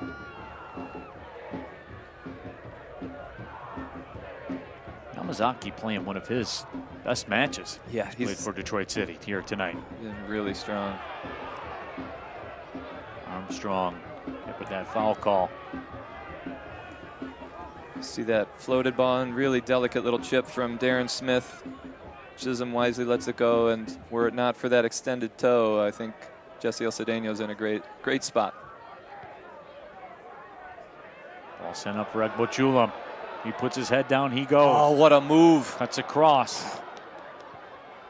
There's a giveaway, Lige Hope. He can let it go from there, and he does with the right foot. And sends it over top of the crossbar. Detroit City FC buzzing right now. Yeah. The field is suddenly tilted, and I think they're going to try and make it too if they can, because they sure are getting shots. Great little move from Chisholm Egbo-Chulam there. Great pressure from Haruki Yamazaki, and as you were saying as he struck it, that's range for Lige Hope. That's in his range. Ball sent up. Cutting across, Traore able to play it away. Yamazaki. Just doing everything right. Just a little bump there as the ball was coming in. Just, you know, a lot of that stuff doesn't show up on the stat sheet, but Haruki Yamazaki has been very effective today.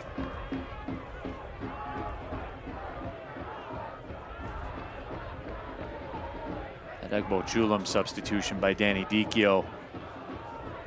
When you were talking about it, I was thinking to myself, you know, is this Danny Dicchio maybe going for that final shot to turn out the lights here? And it very well could be, because the second he's come in, Detroit City FC has taken over. Instant Impact, and I think, you know, in some ways maybe they're benefiting from the tired legs that were generated by the work rate of Alex DeLu. But you know, I think it's a great change of pace from City, a great new look, and you know, a player like Chisholm, his profile, he can come into a game like this and really make an impact with 20 minutes.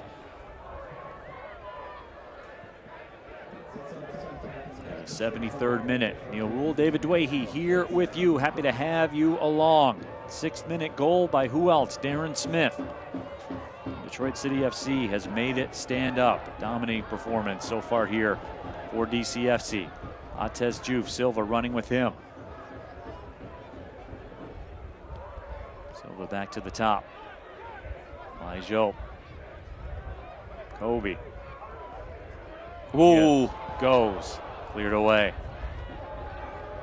Mensah pings it on a line to Silva. Good ball. Montgomery chests it down.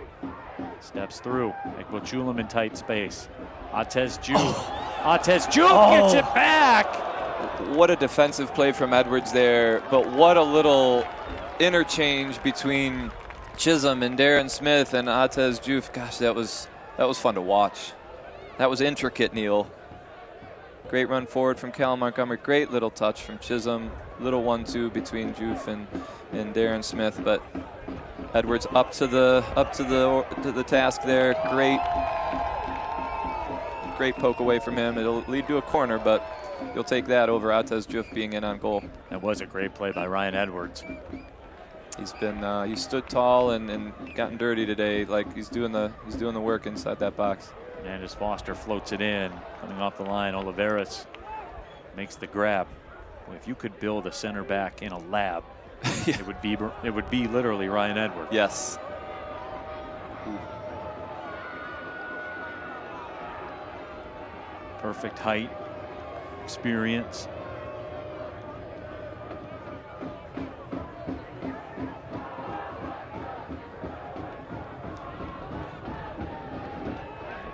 Flicks that one up ahead.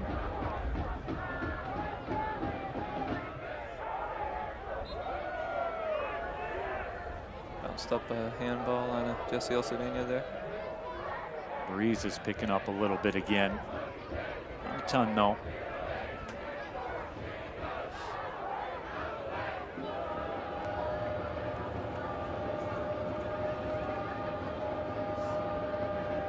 Temperature 54 degrees, about 51 out right now. I said this earlier, the players need to remember this one when it's July. Yes. And it's 102 down there on the pitch. This is great. Can run all day in this, and the quality of the game is, I think you're just seeing both teams really, they're kind of coming into full fitness. The preseason phase of the season is over, and they got a couple games under their belt, so these are definitely welcome conditions for these guys. And the sun doesn't hurt.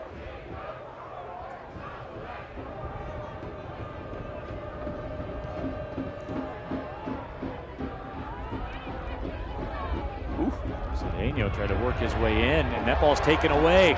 Cedeno nice slopped ball. it. Darren Smith! What a stop made by Oliveras. What a save, Neil. Darren Smith was in on goal there. What a paw away from Oliveras. But City aren't done yet. Still in a good area for them here. Job turns. Ooh. His way through. Body's going everywhere. Oh. Job will be called for the foul. He's shaken up. That's unlucky. What a driving run there from Job. We talked about the fact Job plays with an edge. This was a run with an edge. Jesse Elcedena just threading it through beautifully. Darren Smith did everything right there, Neil. Great first touch. Great save from the keeper. Here's Job just putting his body on the line. I don't know if that clearance caught him in the midsection or if just got injured on the way in, but he's still down.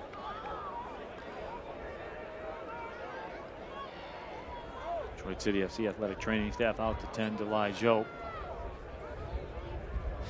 Nolan Montgomery and Carlos Herrera. A little bit of hydration.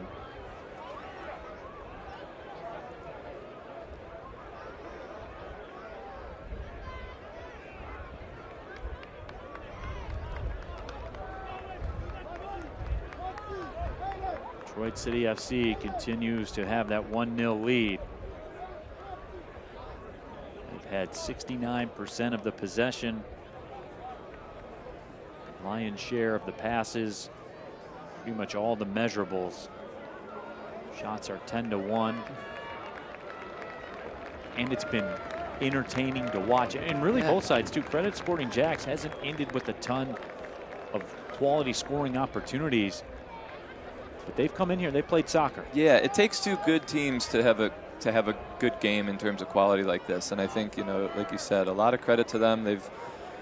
They haven't gone away from the style of play that I think they wanted to establish early in the match, where they're going to try and play through Detroit, and they're keeping it on the ground for the most part, and it has been a great spectacle of a match because of it. Both teams have the freedom to play in a situation like that, and I think a lot of credit to them for that, and they might be rewarded. They're certainly a little bit short on the goal scoring chances that they'd be wanting, but they've gotten into some good areas and they've done it deliberately with the ball on the ground. So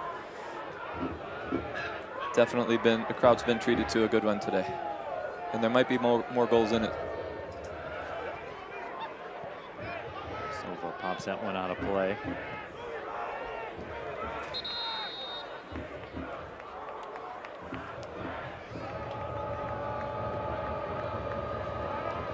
Glad to see Eli Jope back on the sideline waiting to be beckoned back onto the pitch, but good to see him okay. We're talking about the shot advantage, updated numbers, shots 15 to 0 in favor of Detroit City. 9 of those have come inside the box.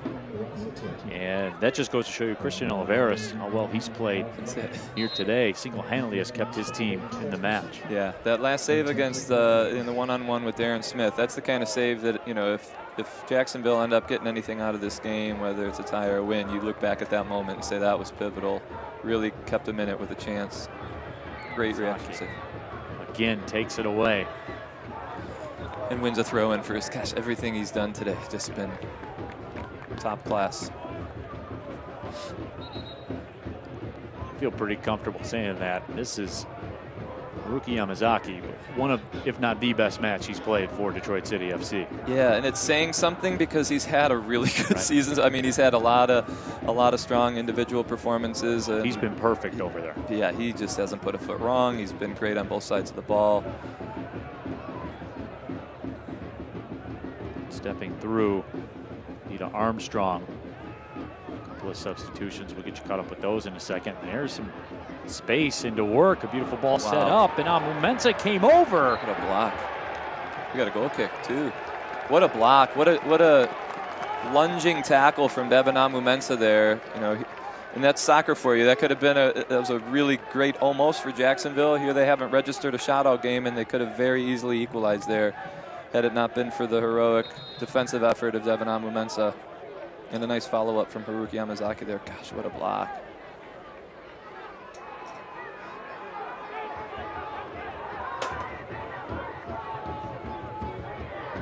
Guerrero will put the boot to it. We're 80 minutes in.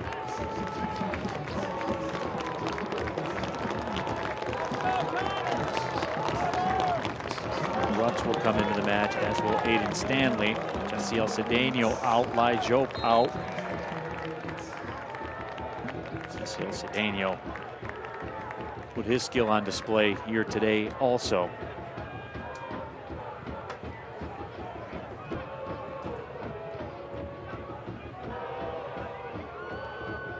Nice. And here we go again. Darren Smith in. Another stop made by Oliveras. What a save. What a ball forward from Aiden Stanley there on the knockdown header. And gosh, Oliveras just up to it today. Great kick save. Again, Darren Smith doing everything right, getting himself in. Here come Jacksonville. Tracking back Connor Rutz to disrupt the flow. And now some space to work. Pass ahead, 1-2, and guess who? Yep. Yamazaki. Cut out by guess who? Here comes Atez Juf. Juf on the run, has Darren Smith again. Smith gets on the end of it. He will peel back against the two defenders. Stanley has it. Stanley's cross, just over top. Sean Rose with some space to work on that left side. Game's opening up a bit, and Jacksonville, I think, even though they're getting bailed out a few times by their goalkeeper, they're definitely looking more dangerous going forward than they were earlier in the half. Bull sends it back. There's Edwards. City are going to have to brace themselves for this final phase of the game if they want to come out of here with 3 points. Mahmoud Alcock came into the game. The last substitution window for Sporting JAX. Jacob Evans. And now here comes Sporting JAX. It's taken away, Callum Montgomery. Comes Tommy Silva. Got a cool little left wing combination here with Tommy Silva and Aiden Stanley, two players that have both with their well-educated left foot, but one's playing in front of the other now. Rito. Good recovery run from Chisholm.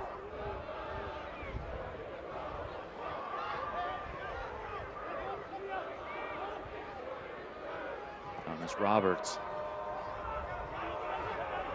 Jacob Evans. Evans tried to cross it in. That was cut out by Connor Rutz. Great block from Connor Rutz there. Evans whips that one in. As Juve came back flying in, laid it away. Egbochuma. Connor Rutz clears it out. Darren Smith, he wants to make a run. He's lurking. Yeah, you can see in these situations when Detroit City FC have either broke or almost broke, Jacksonville are definitely committing more numbers. Like if City get it on the break, they're gonna have some joy. But I think what we're seeing is a Jacksonville team that's starting to really throw caution to the wind, and it's having, it's helping, it's working. Norfolk Southern, Union Pacific combination rolling through in the background. Love the train. No doubt. 85th minute, bodies falling down at the line. One of the special little nuances of a match at Keyworth Stadium.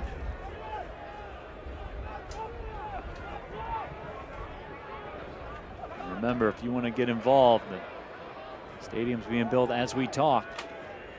That's right. 5 Field, go to DebtCityFC.com. Get your information, make sure you're there. Everybody in the city is going to want to be there. That's right. Ball driven in, ball headed down, and that's just wide. The most dangerous chance of the day by far for Sporting JAX, just misses the post. Very dangerous indeed. Carlos Herrera ultimately letting it go wide, but big ball in.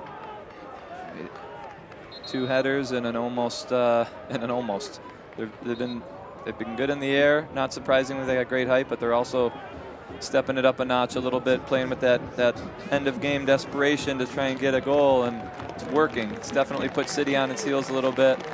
Here we see kind of a defensive substitution from City to respond to that, and we got Rio Hope Gunn coming on for Matez Juve, who put in a great shift today.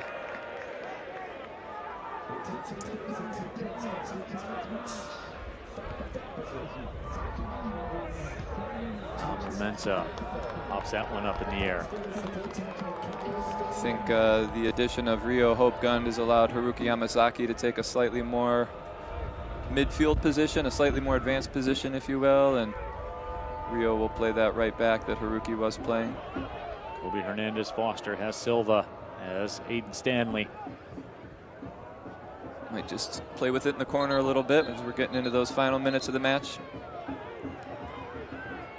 Hasn't been a ton of stoppages here in the second half. No, it's been a great game, you know, like free flowing, no ugly moments, open, 2 teams just putting it out there and going at it, and it's been a lot of fun to watch. What a tackle from Tommy Silva. Gato Rito even had a smile on his face on that one. Yep, game recognizing game there.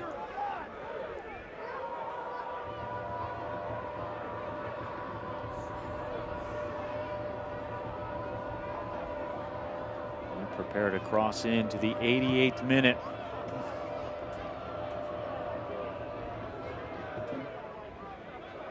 Oh, well done by Kobe Hernandez Foster there. This is 2v2 with Darren Smith. Zaki jumps up into the play. Has it taken away, he'll get called for a foul. Puts his hand up to apologize for the first part of the game, first thing in the game that he's been a part of that didn't go quite right. Right. He's really been pretty flawless otherwise today. He's made a pretty good bid for man of the match. Yep.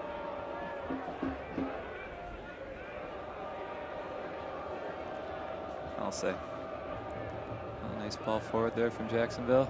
Doc lays it off. This is dangerous. Left-footed shot is blocked by Montgomery. Wow. And played away temporarily. That shot redirects. Jacksonville are putting the screws to him a little bit right now, Neil, and I think they've won a corner or a deep throw. No doubt. Their best run of form of the afternoon. They've saved it the best for last. Yep, finishing strong, and they're going to make Detroit City FC earn it here with just a 1-goal margin. Got to respect that potential of an equalizer. Amazing how the feel of the game can change. Detroit City is so comfortable having so many chances, but because it's just a 1-goal margin, they're going to have to really gut this one out. Sporting JAX only one play away, everybody. This could be that play. Corner. Driven towards the back post. Herrera able to get a fist on it, and I believe a foul is called. Herrera coming off his line well there to clear the danger, and seemed like he might have got interfered with. And that's just about best case scenario for City to getting out of that situation. Now you can slow things down a little bit, catch your breath. Just collect yourself. Collect yourself and let Carlos Herrera put a foot through it and get the ball out of your half. Into the 90th minute. Neil Rule, Dave DeWahey here with you. Darren Smith in the 6th minute. And Detroit City FC's made it stand up.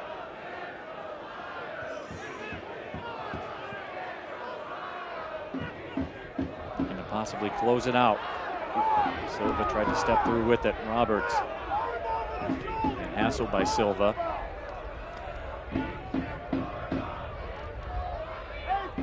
Slotted up ahead. It's well defended by Rio Hope Gun there, just making it tough.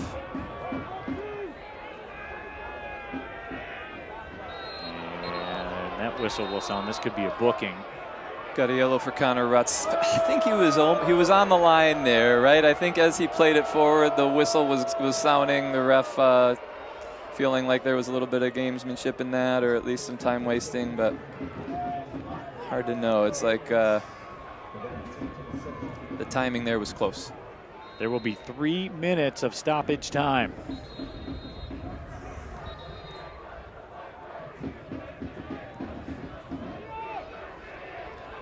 Referee wisely having a conversation with the players before there's a foul, trying to kind of head that off and make sure everybody's coloring within the lines here.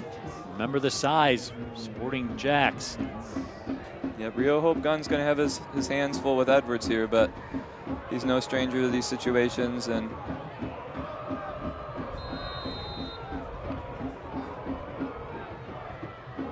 service towards the back post, looking for Edwards, and Herrera, sure hands. Grabs it, goes to the turf. He's got to act fast. The referee given his count. Timed perfectly there. Herrera pings it down as the smoke pours out of the Northern Guard supporter section.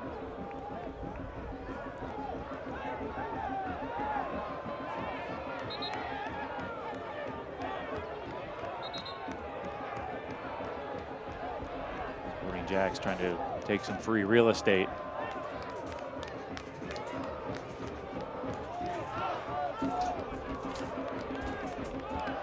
City will have a throw.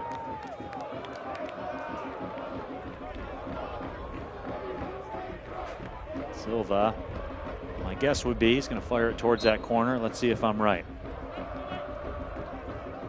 Look at you, Neil. Incredible pull by me. Magic 8 Ball says likelihood is high. Oliveras, who's been tremendous here today. Yeah, he's been in many ways the man of the match for Jacksonville. Kept them in it, and you see the impact it's having. Here they are with a chance. Pass driven up ahead. Aiden Stanley got enough of it. Now Momensa plays it over the line.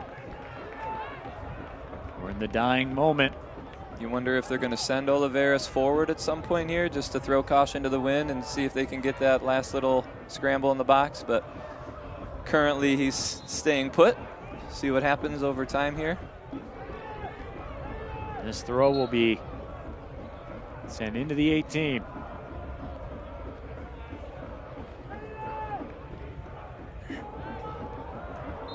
Detroit City FC lock it all the way down. Ball comes in, ball goes out. Amu Mensah Well done by Devin Amumensa there, getting low to head that clear. Traore will try it again.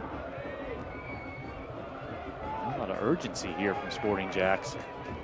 Traore sends this one in. Amumensa heads it away. It's popped out.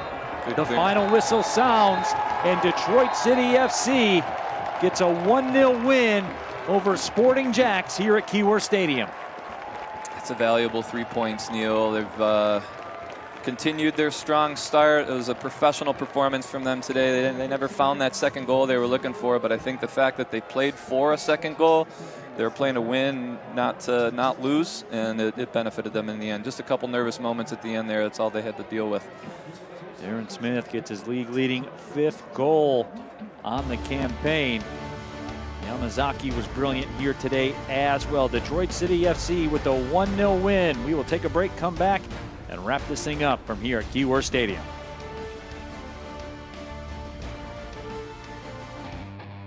Some people are born warriors. Something drives them forward, past any obstacle, towards something bigger. Maybe they weren't born with a silver spoon, but they were born with a purpose. At Wayne State University, we take this drive and turn it into so much more, so they can become warrior strong. Join me as I take a deep dive into the least insulted ticketing app in history, SeatGeek. Did SeatGeek invent the ticket? No, but we do make them work. Drum roll, please. Ooh, how do I use the seat view feature? It shows seats with a pole blocking the view. Don't buy those. What if I want to sit behind a pole? Buy those. Join me as I bore you to death with a series of interviews about a ticketing app that just does what it's supposed to do. In Detroit, we play with passion. We push limits. We break barriers. We never back down. At Alumnify, we bring the same relentless energy to your finances. No hidden fees, high-yield savings, tech-driven tools. Checking that keeps it simple. Because winning isn't just about game day. It's about every decision you make. Alumnify, Detroit City Football Club. Smart banking, fearless football. One winning team. Together, we win.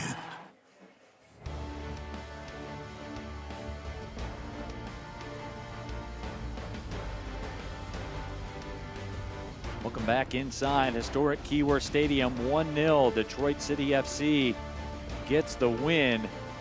Let's take a look at the highlights. LaRue scoops up another 3.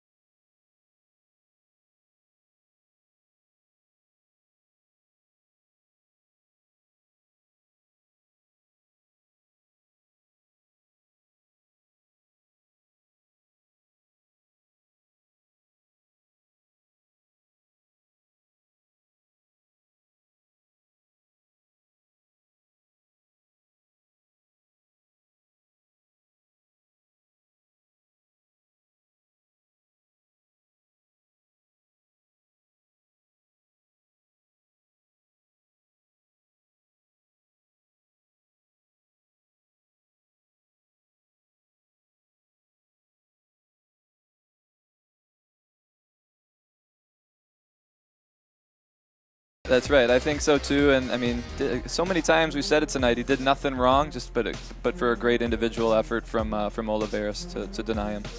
In the full-time stats, Detroit City FC a huge edge in shots and possession. Sporting JAX close strongly. They were asking some questions towards the end of the match, but pretty much a justified result here today. City walking away with the 3 points. Yeah, I think the right team won. They were definitely the team that carried play, but a lot of credit to Jacksonville, and we said it earlier. They, the way they played the game, the way they approached it, it made it a very enjoyable match, a spectacle for the fans, and they got a good thing going. They'll figure it out in time, and they're in the midst of a tough stretch of the season, but they certainly have some weapons and some things to work with. Doesn't get a lot easier for Sporting JAX. JAX. They will be at Lou City coming off a draw. Remember, Tuesday night, U.S. Open Cup, Chicago Fire, Detroit City FC. Get to deadcityfc.com to get your tickets. For our entire broadcast crew, our producer John Safaro, and my broadcast partner David DeWahey, my name is Neil Rule, reminding you one final time, Detroit City FC with a 1-0 win over Sporting JAX. Thanks everybody for watching. Have a great Saturday night. Well, see you later.